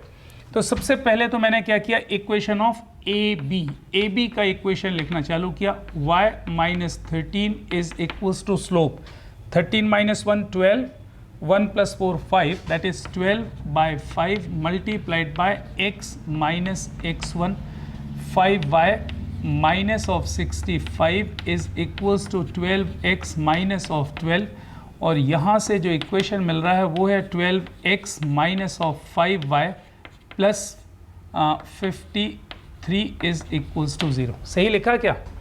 12x minus 5y, 65 minus 12, okay, that is the equation of this tangent. अच्छा, तो मुझे सर्कल की रेडियस, मान लीजिए कि इन रेडियस मैंने क्या ले लिया? r ले ली इन रेडियस, तो क्या मैं r निकाल सकता हूँ? r is equals to nothing but length of perpendicular from 2,5 to this 2,5, 24 minus of 25 plus 53 divided by under root of 144 plus 25 169 13। तो डायरेक्ट क्या लिख दूँ जी? 13 टेकिंग इट्स मॉड। तो यहाँ से r की वैल्यू तो मुझे मिल गई साहब, r की वैल्यू मिल जाएगी, कितनी आ जाएगी? -1, 52/13, 4। बहुत ही अच्छा, इसका मतलब अपन सही जा रहे हैं। रेडियस इतना सुंदर सा मिलना ये बता रहा है कि आप सही जा रहे हो। अच्छा, मैं क्या इस लाइन का इक्वेशन लिख सकता हूँ? मैं तो ये चाह रहा हूँ कि मुझे इस साइड का इक्वेशन मिल जाए, इस साइड का इक्वेशन मिल जाए, इस साइड का इक्वेशन मिल जाए, इंटरसेक्शन से निकाल लूँगा। अच्छा, एक काम करते हैं, इसका इक्वेशन लिखना ज़्यादा आसान है क्योंकि -4,1 छोटा पॉइंट है 1,13 के कंपैरिजन में। So let the slope of BC, इसका स्लोप m मान लेते हैं, तो इक्वेशन ऑफ BC लिख लें। तो BC का इक्वेशन क्या आएगा साहब? BC का इक्वेशन आएगा y minus 1 is equals to m times x plus 4। तो ये मिल रहा है साहब mx minus y is equals to 4m plus 4m plus 1 is equals to 0। Equation बस देख लो साहब, क्या लिखा मैंने? mx minus y plus 4m plus 1 equal 0। अच्छा, इस पे लेंथ ऑफ परपेंडिकुलर फिर से 2,5 से अगर मैं परपेंडिकुलर लेंथ निकालूं, 2,5 से परपेंडिकुलर लेंथ निकालूं तो ये रेडियस r कितना है 4 के इक्वल होना चाहिए। तो 2,5 करो तो कितना हो गया 2m minus of 5 plus 4m plus 1 divided by under root of m square plus 1 taking its mod and that is equals to 4। Mod को मार दो गोली, क्यों? क्योंकि हम तो स्क्वायर करने वाले हैं। अच्छा, ये कितना हो जाएगा 4m plus 2m 6m minus 4, तो 6m minus 4 divided by under root of m square plus 1 is equals to 4। 2 हटा दो तो ये मिलेगा 3m माइनस 2 होल स्क्वायर, और इधर पे कितना हो जाएगा 2 का स्क्वायर कितना 4 टाइम्स m स्क्वायर प्लस 1। अच्छा, ये मिल रहा है साहब 9m स्क्वायर माइनस 4 तो 5m स्क्वायर माइनस 12m तो माइनस ऑफ 12m लिख दो, है ना, और प्लस 4 माइनस 4 ख़त्म। तो m की दो वैल्यूज़ आ रही हैं 0 एंड 12/5।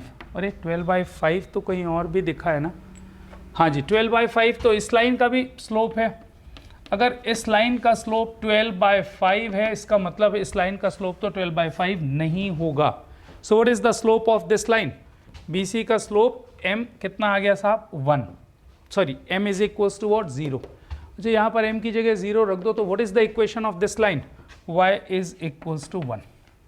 इस लाइन का इक्वेशन y इक्वल्स 1 आ गया, तो इस लाइन का भी निकालना पड़ेगा y इक्वल्स 1। अच्छा, इंटरसेक्शन मतलब K1 आएगा, मतलब h, 1। ऑप्शन से एक बार चेक करो जरा 1 है क्या किसी में?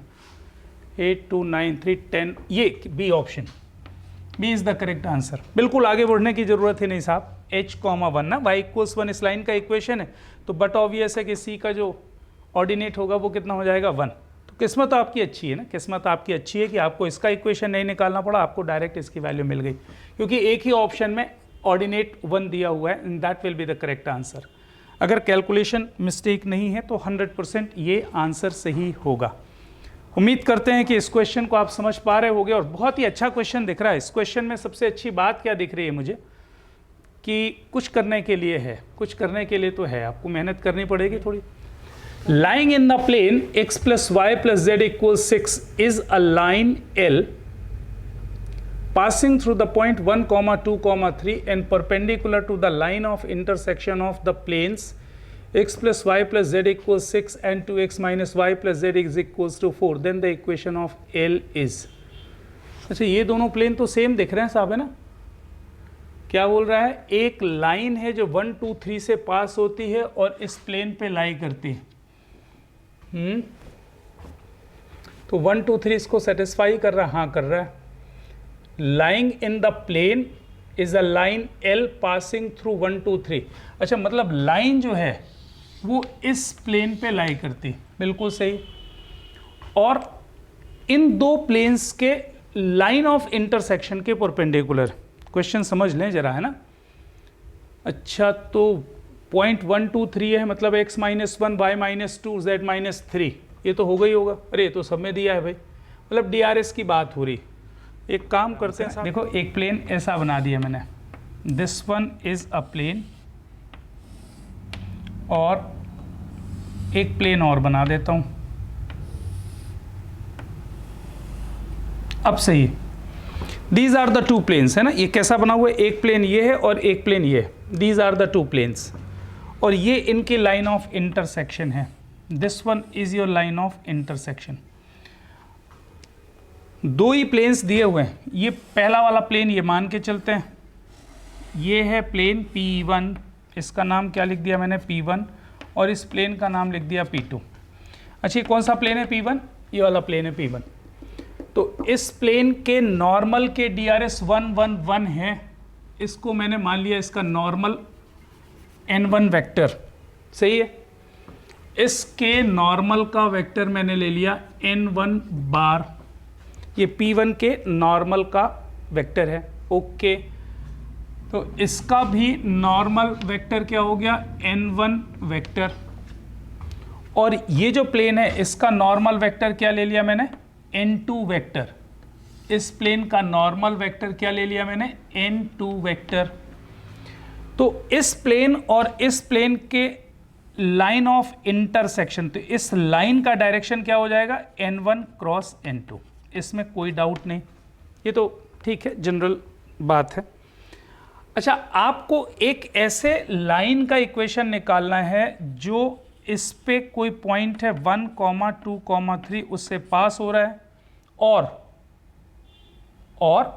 इस लाइन के परपेंडिकुलर। अच्छा, इस लाइन के परपेंडिकुलर है साहब, और बट ऑब्वियस है जो रिक्वायर्ड लाइन है वो इस प्लेन पे लाई कर रही है, मतलब वो क्या होगा, n1 वेक्टर के भी परपेंडिकुलर होगा। तो required line is perpendicular to n1 and required line is also perpendicular to n1 cross n2। मैं लिख देता हूं, required line perpendicular to n1 vector है और required line is also perpendicular to n1 cross n2 vector. ये बात समझ में आ रही है आपको कि नहीं? मैं फिर से समझा दे रहा हूं। जो रिक्वायर्ड लाइन है वो इस लाइन के परपेंडिकुलर है, ऐसा दिया हुआ है, लाइन ऑफ इंटरसेक्शन, इन दो प्लेन के लाइन ऑफ इंटरसेक्शन के परपेंडिकुलर। तो रिक्वायर्ड लाइन अगर इस लाइन के परपेंडिकुलर है, मतलब क्या, n1 क्रॉस n2 के परपेंडिकुलर। और required line also lies in plane P1, तो बट ऑब्वियस है कि वो n1 के भी परपेंडिकुलर होगा, क्योंकि n1 क्या, इस प्लेन का नॉर्मल है। तो रिक्वायर्ड प्लेन अगर n1 के परपेंडिकुलर है, required plane n1 cross n2 के परपेंडिकुलर, तो रिक्वायर्ड लाइन का डायरेक्शन क्या होगा, रिक्वायर्ड लाइन का जो डायरेक्शन होगा वो होगा n1 क्रॉस n2। ये आ गया वेक्टर ट्रिपल प्रोडक्ट। ये किसका डायरेक्शन मिल गया, direction ratio of the required line. Point तो पहले से ही मालूम, बस इसको सॉल्व करने बनना चाहिए आपको। अच्छा, ये 1 1 1 है और ये कितना, 2 - 1 1। एक काम करते हैं जल्दी से, n1 dot n2 into n1 vector minus n1 dot n1 into n1 vector. ये तो ओपन करते बनता है ना वेक्टर प्रोडक्ट को, a cross b cross c। अच्छा, n1 डॉट n2, ये देख लो, 1 1 1, 2 - 1 1, 1 इंटू 2 2, 2 - 1, 2 - 1 प्लस 1, 2 आएगा। अरे n1 डॉट n2 निकालने समझ में आ रहा है, ये i प्लस जे प्लस के कैप, 2i माइनस जे प्लस के कैप, इनका डॉट प्रोडक्ट निकाल रहा हूँ। तो 1 इंटू 2 2, 1 इंटू -1 -1, 1 इंटू 1 1, तो 2 - 1 प्लस 1 दैट इज 2। तो ये आ गया साहब 2 times n1 vector minus n1 dot n2, n1 dot n2 i plus j plus k dot i plus j plus k, है ना, 3 आ जाएगा, 1 प्लस 1 प्लस 1, तो माइनस ऑफ 3 n2 वेक्टर हो गया। अच्छा, 2 times n1 vector, 2 times n1 vector मतलब समझ गए ना, 2i plus 2j plus 2k minus 3 times this. तो डायरेक्ट कर लेते हैं, 2 माइनस 3 टाइम्स दिस ना, 3 2 ज़ा 6, तो 2 - 6 -4 माइनस ऑफ 4 i कैप। अच्छा, फिर क्या है, 2 टाइम्स दिस, तो 2 माइनस 3, तो 2 minus -3 that is plus 5j cap, plus 5j cap, और 2 माइनस 3k कैप, 2 माइनस 3 मतलब माइनस ऑफ k कैप। तो आप देख लो साहब किस लाइन के DRS -4, 5, -1 किसी के हैं क्या? हाँ, आ गया ना ये। अरे -4, 5, -1 या DRS क्या बोल दो, 4, -5, +1, तो 4 - 5 + 1 एक ही आंसर है, दैट इज सी ऑप्शन, 4 - 5 1। अच्छा क्वेश्चन है, it's a very very very interesting and good question. ये थोड़ा सा इस क्वेश्चन ने दम लगाना पड़ेगा ना, दम लगाना पड़ेगा। इसको आप जल्दी से जल्दी कैसे निकाल सकते हो, ये आपको समझ में आना चाहिए कि 2n1 - 3n2 का मतलब क्या है, वो समझ में आना चाहिए, तो कोई दिक्कत नहीं। बस ये थोड़ा सा समझाना जरूर पड़ेगा, क्योंकि 2 ही प्लेन्स दिए, इन दोनों प्लेन्स के लाइन ऑफ इंटरसेक्शन के परपेंडिकुलर, मतलब रिक्वायर्ड लाइन इसके परपेंडिकुलर, कोई डाउट? रिक्वायर्ड लाइन इस प्लेन पे P1 पे लाई करता है, इसका मतलब रिक्वायर्ड लाइन n1 वेक्टर के परपेंडिकुलर होगा, ठीक है। तो रिक्वायर्ड लाइन n1 के परपेंडिकुलर है, required line n1 cross n2 के परपेंडिकुलर, तो रिक्वायर्ड लाइन का डायरेक्शन क्या होगा, दोनों का cross product, n1 cross n2। अच्छा, यहाँ से आप सिंप्लीफाई कर सकते हो, तो DRs मिल गए। पॉइंट तो 1 2 3 सभी में दिया हुआ है, so that will be your answer. It's a very very very good question और इंटरेस्टिंग भी है। अगर आप चाहो तो ऐसे क्वेश्चन को मार्क कर लो और अपनी कॉपी में अलग से नोट कर ले, है ना, दोबारा काम आएगा कभी ना कभी। Let PQ and RS be the tangents at extremities of diameter PR of a circle of radius R, and if PS and RQ intersect at point X on the circumference of the circle, then you have to find the value of 2R in terms of PQ and RS. Diagram बनाते हैं। Diagram बनाने से मुझे लगता है कि clear हो जाएगा साहब, है ना। एक सर्कल है और डायमीटर क्या दिया हुआ है साहब, डायमीटर पी आर, ये इसका डायमीटर बना दिया, नीचे बन गया थोड़ा सा, है ना, कोई बात नहीं कोई बात नहीं, उसको सही कर लो भाई, कितना टाइम लगना है। ये सेंटर बना दिया, ये इसका डायमीटर है। डायमीटर पर आपने क्या किया, दो टेंजेंट्स खींचे,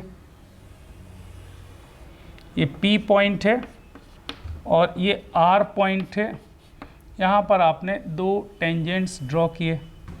आगे क्या बोल रहा है, आगे ये बोल रहा है कि P S and R Q, P S R Q intersect कर रहे हैं कहाँ पे साहब, इंटरसेक्ट कर रहे हैं सरकमफ्रेंस पे, सरकमफ्रेंस पर इंटरसेक्ट कर रहे हैं, किस पॉइंट पर, एक्स पॉइंट पर। ये है आर क्यू और ये है पी एस। अच्छा, ये 90 डिग्री होगा, ये कन्फर्म है ना, सरकमफ्रेंस पे सेमी सर्कल पे एंगल बना रहा है, ये ओरिजिन है। किस पे रिलेशन निकालना, डायमीटर, डायमीटर मतलब पी आर, ये पी आर जो डायमीटर है इसका नाम है 2R, है ना। तो एक काम कर सकते हो आप, एक काम कर सकते हैं साहब, देखो ये एंगल आप कुछ भी मान लो, मान लीजिए ये एंगल अल्फ़ा है, तो ये एंगल 90 माइनस अल्फ़ा हो जाएगा। और दो ट्रायंगल है, एक में 90 माइनस अल्फ़ा यूज़ कर लीजिए और एक में अल्फ़ा यूज़ कर लीजिए। अच्छा, इस वाले ट्रायंगल में ना, इस वाले ट्रायंगल में tan अल्फ़ा निकालो, तो tan ऑफ अल्फ़ा कितना होगा साहब, P Q upon 2R, P Q upon 2R। अच्छा, दूसरे वाले सर्कल पे, दूसरे वाले ट्रायंगल पे tan ऑफ 90 माइनस अल्फ़ा, तो tan of 90 minus alpha is equals to what, S R, R S upon 2R, R S upon 2R, and that is nothing but what, cot alpha. अच्छा, इनका product कितना होगा, 1, मतलब ये हुआ कि P Q upon 2R multiplied by R S upon 2R, tan alpha into cot alpha is what, 1। तो P Q into R S का स्क्वायर रूट, ए ऑप्शन है जी, बिल्कुल बढ़िया, A is the correct option, है ना। ये 2R का स्क्वायर हो गया, that is P Q into R S, so what is the diameter, 2R। अच्छा क्वेश्चन, आसान क्वेश्चन लेकिन, है ना। डायग्राम आपका सही हो जाए तो फिर तो कोई दम है नहीं क्वेश्चन में, डायग्राम नहीं बना पाएंगे तो फिर मुश्किल होगी साहब, है ना। तो बढ़िया क्वेश्चन, आई होप समझ में आ गया होगा। आगे बढ़ते हैं भाई। A and B are the two matrices of the order 3 cross 3 where mod A is equals to minus of 2 and mod B is equals to 2. You have to find determinant of this expression. अच्छा, ये भी एक matrix है, ये भी एक matrix है, ये भी एक मैट्रिक्स है ना। इसके डिटर्मिनेंट की वैल्यू पूछ रहा है, डिटर्मिनेंट A और डिटर्मिनेंट B दिया हुआ है। देखो बहुत बार अब अपन ये बात कर चुके हैं, शायद इसके पहले वाले या उसके पहले वाले लेक्चर में एडजॉइंट के डिटर्मिनेंट की बात आपने की थी, तो मुझे लग रहा है कि मैं एक बार और आपसे शेयर कर लूँ कि एडजॉइंट ऑफ ए अगर लिखा है और इसका डिटर्मिनेंट दिया है, इसकी वैल्यू होती है साहब determinant of A to the power n-1। Order अगर 3 है तो यहाँ पर 2 हो जाएगा। दूसरी बात, determinant of any matrix multiplied by any scalar that is always given by k to the power n into determinant of a। ये दो चीज़ें बहुत ज़्यादा यूज़ होती ना, बहुत ज़्यादा यूज़ होती। अच्छा, इसको पहले तो, अच्छा ये तो जानते ही होंगे, बाय द वे अगर कहीं पर ये लिखा हुआ है कि a इंटू बी इंटू सी का डिटर्मिनेंट है, तो इसको तो आप कर सकते हो determinant a multiplied by determinant b multiplied by determinant c। ये तो कॉमन सी बात है, इसमें तो कोई नया नहीं। तो साहब इसका मतलब क्या हो गया, A इनवर्स का डिटर्मिनेंट, अच्छा into adjoint of b inverse का determinant multiplied by adjoint of 2a inverse का डिटर्मिनेंट। अच्छा, ये तो समझ में आ रहा है कि ये हो गया determinant of a to the power -1, मतलब 1 अपॉन डिटर्मिनेंट a। अच्छा, एडजॉइंट a का डिटर्मिनेंट क्या होता है साहब? Determinant of matrix, determinant of matrix whole to the power n-1, order 3 है तो ये 2 हो जाएगा, और ये हो जाएगा साहब 2a इनवर्स के डिटर्मिनेंट का स्क्वायर। कोई डाउट? अच्छा, ये हो गया साहब 1 अपॉन डिटर्मिनेंट a, ये हो गया 1 upon determinant of b square. अच्छा, ये देखो k इंटू a का डिटर्मिनेंट, k इंटू a का डिटर्मिनेंट, k इंटू a का determinant, k to the power n into determinant of a, तो k to the power n मतलब 2 to the power 3 into determinant of a inverse, अरे होगा, और इसका power कितना दिया हुआ है, ऐसा लिख लो, इसको ऐसा लिख लो, सॉरी, इसको लिख लिया 8 into determinant of a inverse, और फिर इसका भी क्या दिया हुआ है, स्क्वायर दिया हुआ है। अरे समझ में आ गया? अच्छा, इसका मतलब ये हुआ कि ये 1 upon determinant of a into 1 upon determinant of b square, 8 8 जा 64 divided by determinant of a का स्क्वायर रख दो साहब, तो ये हो गया 1 अपॉन -2 इंटू ये 4, तो 1 अपॉन 4 इंटू 64 डिवाइडेड बाय -2 का स्क्वायर 4, 16 2 जा 32 -2, तो -2 इज योर आंसर। हाँ जी, -2 एक आंसर दिया हुआ है, इसका मतलब ये बिल्कुल सही आंसर होगा, इसमें कोई डाउट की बात ही नहीं, इसमें कोई शक की बात नहीं। तो देखो, आप आसान क्वेश्चन होते हैं, बस थोड़ा सा जो प्रॉपर्टीज़ ऑफ एडजॉइंट आपके पास लिखी हुई है उसका इस्तेमाल करना है, उसको बिल्कुल नहीं भूलना है, बार बार उसको रिवाइज करिए, हर बार उसका इस्तेमाल होगा। मूविंग टू नेक्स्ट, आगे बढ़, क्या लिखा हुआ? The sum to infinite terms of arithmetic geometric progression is 3,4,4। ये भाई 2 बार 4 कैसे आ रहा है? चलो मान के चल रहे हैं, उसको इधर लिख दो। क्या क्या है साहब? 3,4,4,32/9। कौन सी सीरीज है ये? Arithmetic geometric progression, a sum to infinite. अगर आपको डायरेक्ट फॉर्मूला याद है तो बहुत ही अच्छा, a/1 - r plus dr/1 - r whole square. और अगर नहीं याद है तो फिर वो ज्योमेट्रिक प्रोग्रेशन का जो कॉमन रेशियो होता है उससे मल्टीप्लाई करते हैं, है ना, उसके नीचे सीरीज लिखते हैं, शिफ्टिंग ऑफ द टर्म, एक से शिफ्ट करके सब्ट्रैक्ट करते हो, फिर उससे आप उसकी एनालिसिस करते हो। तो देखते हैं दोनों में से अगर ये मिल जाए तो बहुत ही अच्छा। अच्छा, पहले सीरीज लिख लेता हूँ ना। सीरीज कैसे बनती है? Arithmetic geometric progression a into 1 plus a plus D multiplied bye r plus a plus 2d multiplied by r square, और ये सीरीज बनती है साहब अरिथमेटिक ज्योमेट्रिक प्रोग्रेशन, है ना। तो a तो दिया हुआ है 3, तो a की वैल्यू तो मिल गई अपन को, a इज इक्वल्स टू 3। अच्छा, इसको 4 कर दो और इसको भी 4 कर दो, अगर ये सही है तो a और d तो मिल जाएगा यार, मुझे लगता है 2 इक्वेशन 2 अननोन पक्का मिल जाएगा। तो a और d तो निकाला जा सकता है, करके देख लेते हैं एक बार। a plus D into R is equals to 4। What is its meaning? Its meaning is that a r plus D are is equals to 4। और दूसरा कह रहा है साहब, कहाँ गया? a plus 2d into R square, ये भी कह रहा है 4 है। अच्छा, इसका मतलब क्या हुआ? इसका मतलब ये हुआ कि a r square plus 2d r square, ये दिया हुआ है 4, ये भी 4 है। अब इन 2 इक्वेशन से आपको a तो मालूम है साहब, a की वैल्यू तो 3 है, तो a में तो कोई टेंशन है नहीं, d और r निकालने की बनती है।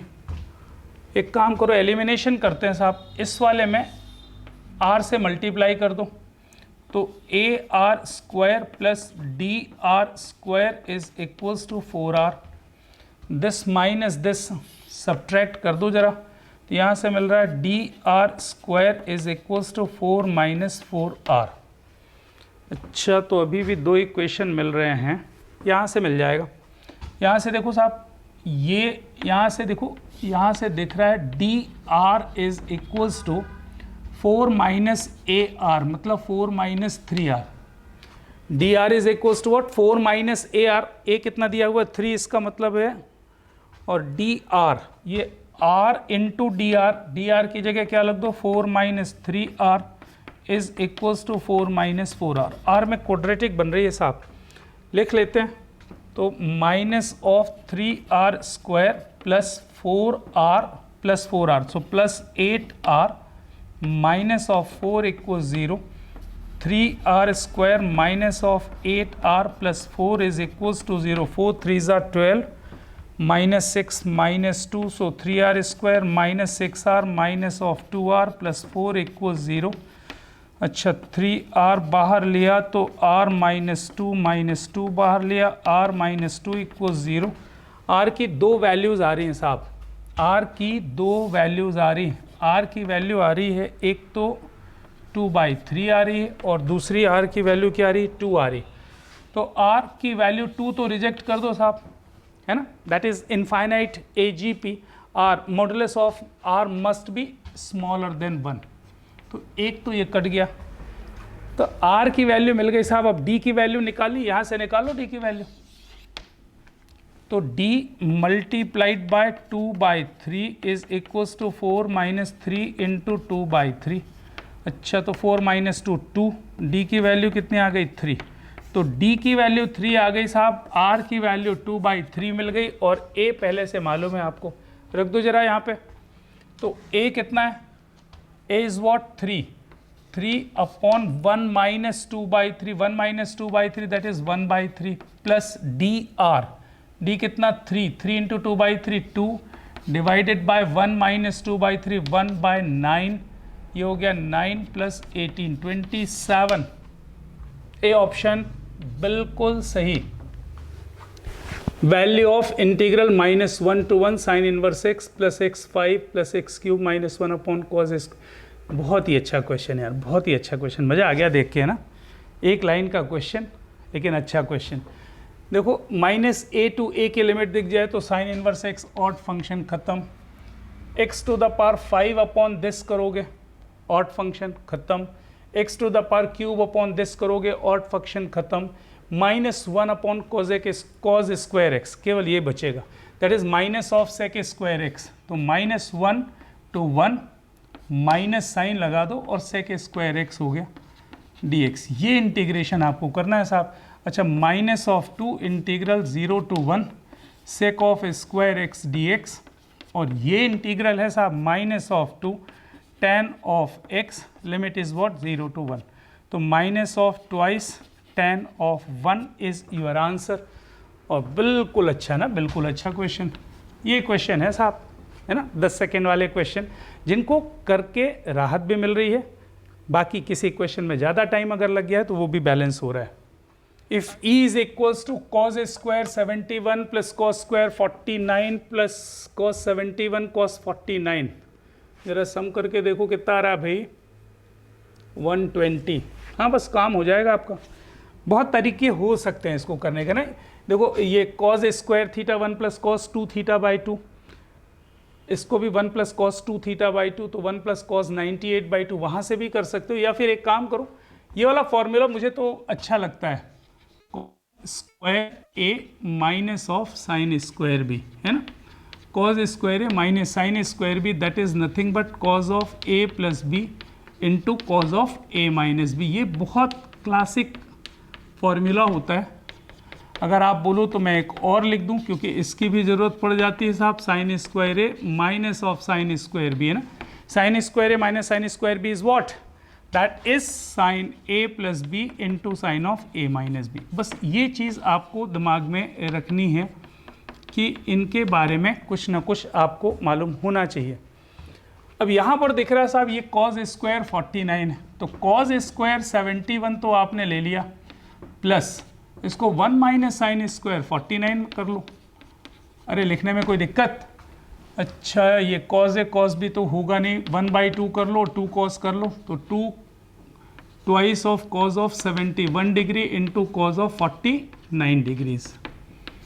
चलो ये हो गया साहब 1 प्लस कॉज स्क्वायर है माइनस साइन स्क्वायर भी, cos of A plus B that is cos of 120 degrees into cos of A minus B 71 22 degrees.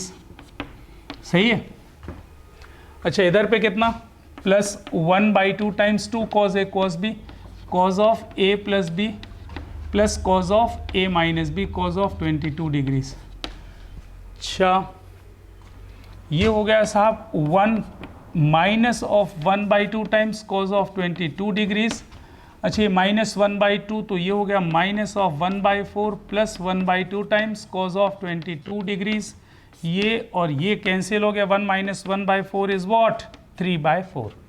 तो 3/4 इज योर आंसर। थोड़ा सा स्पीड मेंटेन करनी पड़ेगी, इसके अलावा आपके पास कोई ऑप्शन नहीं है।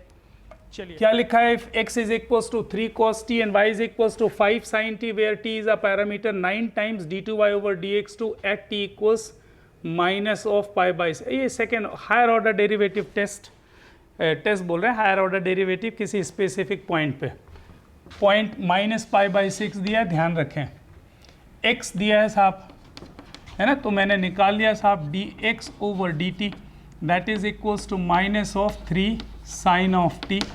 अच्छा इसको डिफरेंशिएट किया तो क्या मिला, dy over dt that is equals to 5 of cos t. इन दोनों से डिवाइड कर दिया तो क्या मिल गया, dy over dx, this one upon this one, so minus of 5/3 into cot t. अच्छा सेकेंड ऑर्डर डेरिवेटिव तो d over dx of dy over dx निकालना है, second order derivative that is minus of 5/3 cot t का derivative minus of cosec square t into d t over d x, into d t over d x.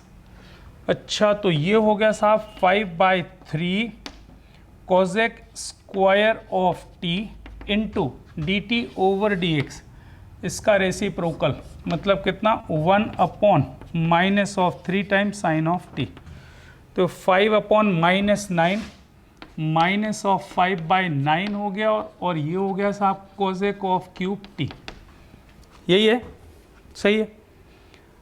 अच्छा minus पाई/6 पे negative एक बाहर आ जाएगा और Kozak 8 होता है ना, अरे ठीक है ना, साइन 30 डिग्रीज 1/2 तो कोजेक 30 डिग्रीज 2, तो ये हो गया साहब minus of 5/9 multiplied by 8 minus of 8 ना, minus of 8, so that is nothing but 40/9।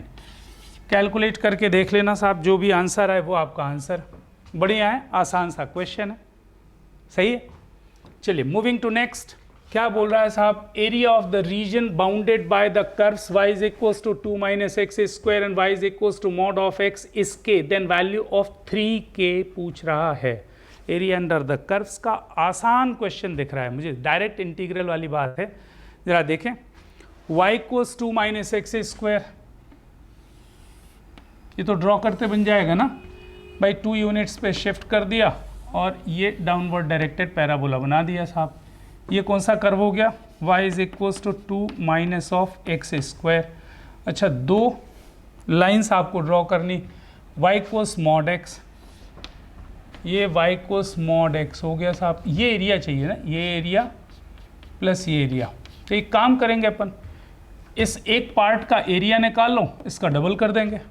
अच्छा अभी इस एक पार्ट का एरिया निकालने के लिए मुझे ये इंटरसेक्शन पॉइंट मालूम होना चाहिए। अच्छा ये है साहब y is equals to x, तो y इक्वल्स एक्स रखिए यहाँ पर, तो x is equals to 2 minus x square, x equals 1 रख दो, ख़त्म, तो 1 पे तो आ रहा है, तो ये x इक्वल्स 1 हो गया, ये ओरिजिन हो गया। तो area under the parabola minus area under the triangle, अरे इस लाइन के नीचे का एरिया, अच्छा इस लाइन के नीचे का एरिया इंटीग्रेट करके क्यों निकालें, ऐसे दिख रहा है एरिया ऑफ द ट्रायंगल, ओए भाई ये दिख रहा है एरिया ऑफ द ट्रायंगल, ये 1 है तो y इक्वल्स वक्स, ये पॉइंट क्या हो गया 1, 1, तो ट्रायंगल का एरिया हो गया half into one that is half, area of the triangle तो 1 हो गया। Area under the parabola from x equal 0 to 1, तो integral 0 to 1 2 minus of x square dx, ये area under this parabola from x equal 0 to x equal 1 आएगा। तो ये हो गया साहब 2x, लिमिट कितनी 0 से 1 माइनस 1/3 लिमिट x क्यूब, ये हो गया साहब 0 से 1, तो 2 माइनस 1/3 आ रहा है दैट इज 5/3। कितना आ रहा है 5/3। एरिया अंडर द पैराबोला 5/3 और area under this line is 1/2, तो ये हो गया साहब 5/3 माइनस ऑफ 1/2 कर दीजिए, तो ये हो गया 7/6। 7/6 एक पार्ट का एरिया मिल रहा है, ये वाला, ये कैसे मिला, area under the parabola minus area under the line, इस लाइन के नीचे का एरिया आपने हटा दिया तो ये वाला एरिया मिल गया। कितना है 7/6, इसका डबल करना है तो 14/6, 14/6 बोले तो 7/3 इज इक्वल्स टू के की वैल्यू है एरिया दैट इज 7/3, तो इसका डबल करना है, डबल नहीं करना है भाई, 3 टाइम्स करना है ना, तो 3k की वैल्यू कितनी आ जाएगी 7, तो इट्स आंसर इज 7। आसान क्वेश्चन है, ज़्यादा मेहनत नहीं करवाएगा ये क्वेश्चन, है ना, ठीक है। कैलकुलेशन बस अपना स्ट्रांग रखें। आगे स्टैटिस्टिक्स आ गया भाई, पढ़ लें जरा question. A number equal to 2 times the mean and with a frequency equals to k is inserted in a data having n observations। अच्छा n observations थे, उसमें आपने k observations ऐड किए और हर observation की वैल्यू कितनी है 2 times old mean, है ना, जो भी मीन था। if the new mean is 4/3 times the old mean then you have to find the value of k by n। ये क्वेश्चन कुछ ऐसा दिख रहा है साहब कि करना पड़ेगा। पहले ऑब्जर्वेशंस कितने थे n, मान लीजिए कि ओल्ड मीन जो है ना उसका नाम कुछ लिख लेते हैं अपन, ओल्ड मीन उसको ले लिया मैंने m, ये है साहब summation of xi divided by n observations, तो मुझे यहाँ से क्या मिला, summation of xi is equals to m into n। अब क्या हुआ, ये कितने डेटा थे साहब, n डेटा थे, x1 x2 x3 up to xn, इसमें ट्वाइस ऑफ मीन के बराबर जो डेटा होगा वो मैंने कितने बार ऐड किया है, k टाइम्स ऐड किया है, तो न्यू मीन कितना दिया हुआ है साहब 4m/3, ऐसे ही कुछ है ना, 4/3 टाइम्स 4m/3। अच्छा ये कितना होगा, समेशन ऑफ xi तो है ही है, कितने डेटा ऐड कर दिया आपने k, और हर डेटा की वैल्यू क्या है ट्वाइस ऑफ मीन, मतलब 2m + 2m + 2m कितने बार ऐड किया k टाइम्स, तो मैंने लिख दिया 2mk। अब नए डेटा, पहले n थे और k डेटा और आ गए तो n + k, ये आपका रिलेशन बन रहा है। n और k में रेशियो निकालना है, k और n में, तो करके देख लेते हैं साहब। 4/3m ये है साहब m into n plus 2m into k divided by n plus k, तो m तो उड़ा दो, है ना। अच्छा तो ये मिल गया, इसको मल्टीप्लाई कर लो, तो 4n plus 4k is equals to 3n plus 6k, तो यहाँ से क्या मिल रहा है, n is equals to 2k, k by n पूछ रहा है, तो k बाय n 1/2, यह आपका आंसर आएगा, k बाय n 1/2, हाँ 1/2 इज द आंसर। तो ठीक है, क्वेश्चन को पढ़ के समझ लेना, बस यही इंपॉर्टेंट पार्ट है इस क्वेश्चन के लिए, और तो कुछ मैं आपसे नहीं बोल सकता। बाकी तो मीन सभी को बनता है, उसमें कोई इशू नहीं। केवल दिक्कत कहाँ पर आती है कि आपको ये सही ढंग से लिखते बन जाए, और जो क्वेश्चन बोल रहा है कि twice the mean, each observation is twice the mean and frequency के, मतलब के बार उसको ऐड किया गया। ठीक है, बढ़िया है। Here is question number 24। ये तो बड़ा सा दिख रहा है भाई, लिखने में ही बड़ा सा दिख रहा है भाई। ये दिया हुआ है value of the function continuous दिया हुआ है x इक्वल 0 पर, मतलब RHL is equals to LHL is equals to f of 0, और f of 0 कितना है, c है। तो आपको RHL भी निकालना पड़ेगा साहब और LHL भी निकालना पड़ेगा। ये LHL दिया है, LHL देखते हैं साहब। तो LHL is equals to what, limit x is tending to 0 minus. Function ये जो दिया है ना, ये जो फंक्शन दिया है वो क्या है, मैं लिख देता हूँ 4e to the power 2 by x plus 3e to the power 1 by x whole divided by e to the power 2 by x plus b e to the power 1 by x, ऐसा दिया हुआ है। ऐसा कर लो, e to the power 1 by x को कुछ ले लो साहब, y ले लो, है ना।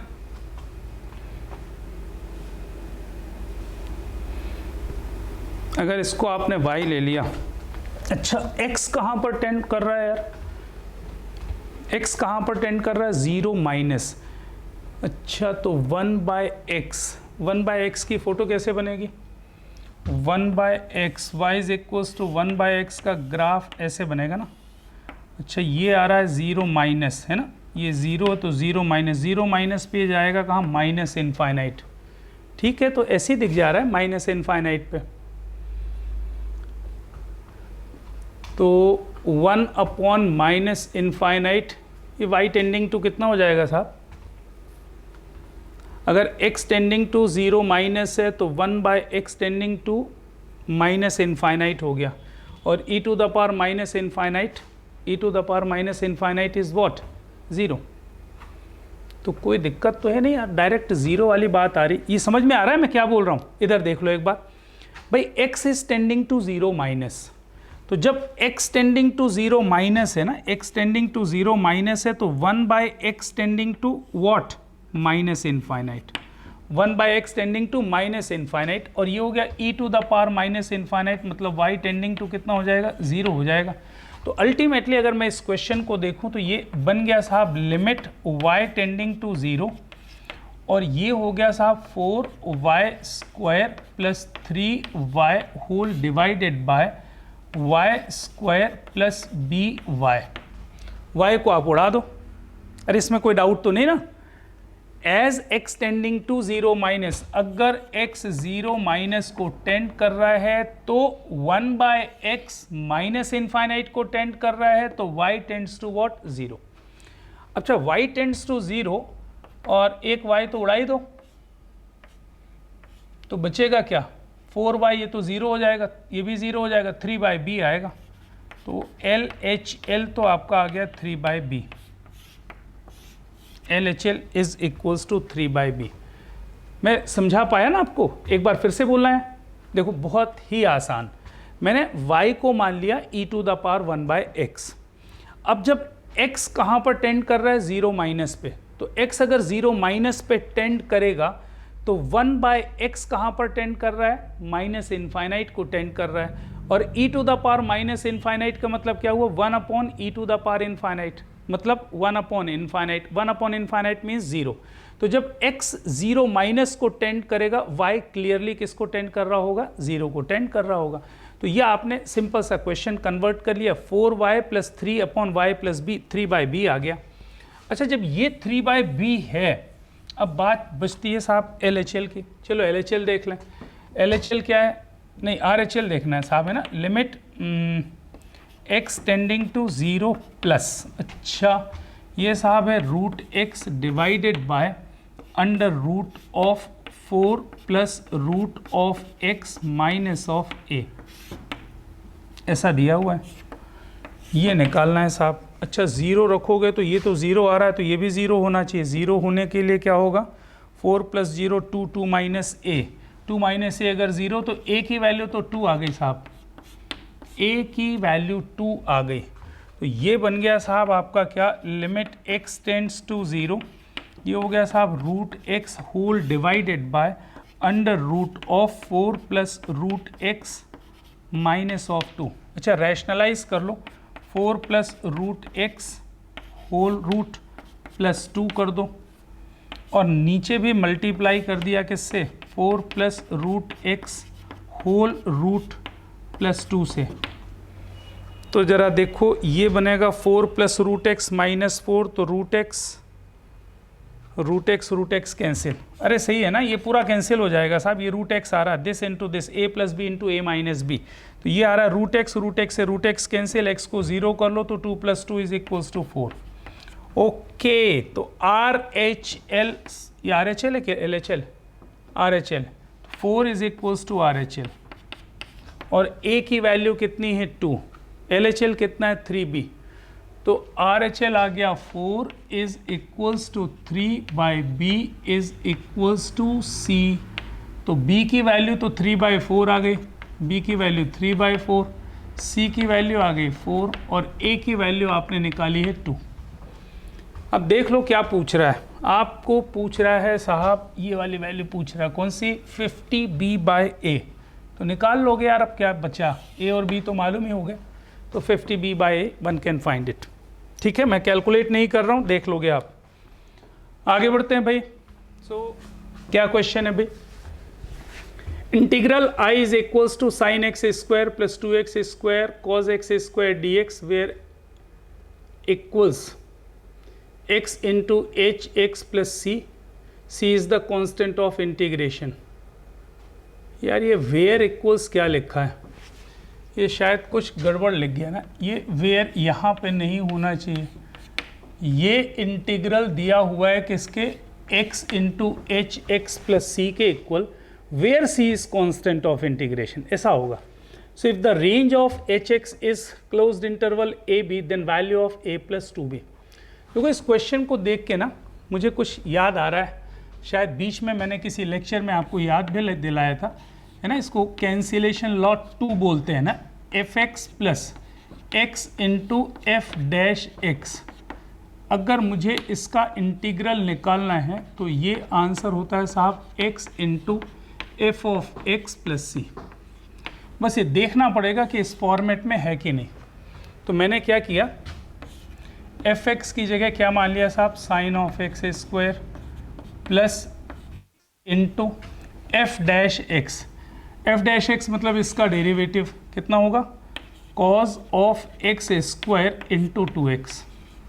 मुझे लग रहा है कि समझ में आ ही गया आपको, एग्जैक्टली सेम पैटर्न पे क्वेश्चन लिखा हुआ ना, ये लिखा है एफ ऑफ एक्स और ये लिखा हुआ है x into f dash x. It's okay. अच्छा, तो इसका आंसर कितना आ जाएगा साहब, इसका आंसर होगा x of sine x square, सही है। अच्छा, x इंटू एच एक्स मतलब एच एक्स क्या आ गया साहब, ये मिल गया साइन ऑफ एक्स स्क्वायर। अच्छा, साइन थीटा इसकी रेंज कितनी होती है साहब, इसकी रेंज होती है -1 to 1, और ये दिया हुआ है a to b, मतलब a इक्वल्स -1 b इक्वल्स 1। आपको पूछ के रहा है a प्लस 2b, तो a प्लस 2b है ना, -1 plus 2 that is 1। 1 is your answer, numerical value में आपका आंसर कितना हो जाएगा साहब, 1। तो ये था साहब NTA अभ्यास पेपर 30। उम्मीद करते हैं हमेशा की तरह कि आपने इसको एंजॉय भी किया होगा और कुछ नई चीज़ें सीखी होंगी, आपने नोट डाउन भी किया होगा, और आगे भी ऐसा करते रहेंगे। जितनी प्रैक्टिस आप कर सकते हो उतनी ही ज़्यादा प्रैक्टिस करें साहब, है ना, क्योंकि मुझे ऐसा लगता है, बार बार मेरे मन में ऐसी फीलिंग आती है साहब, जितने क्वेश्चन NTA ने दे दिए हैं उतना कोई देगा नहीं, और अगर आपने 50% क्वेश्चंस भी कर लिए तो मुझे नहीं लगता कि इसके बाहर कुछ JEE मेन पूछ सकता है, क्योंकि ऑलमोस्ट सारा फ्रेम वर्क उन्होंने करके रखा है, और कोई भी फील्ड छोड़ा ही नहीं है ना, चाहे वो कैलकुलस का हो, चाहे वो 3D का हो, चाहे वो वेक्टर का हो, कहीं से भी कोई भी चीज़ उसने छोड़ी नहीं है। तो मुझे ऐसा लगता है कि अगर आपने NTA के अभ्यास पेपर अच्छे से कर लिए तो आप बहुत बहुत बहुत अच्छा परफॉर्म कर सकते हो। हाँ, हमारे इनकरेजमेंट की बात आप भूल जाते हो, ना तो आप लाइक करते हो और ना ही शेयर करते हो। तो उम्मीद करते हैं कि इस बार इस वीडियो लेक्चर को देखने के बाद या बीच में ही लाइक करें, सब्सक्राइब करें और बहुत बहुत बहुत बार शेयर करें।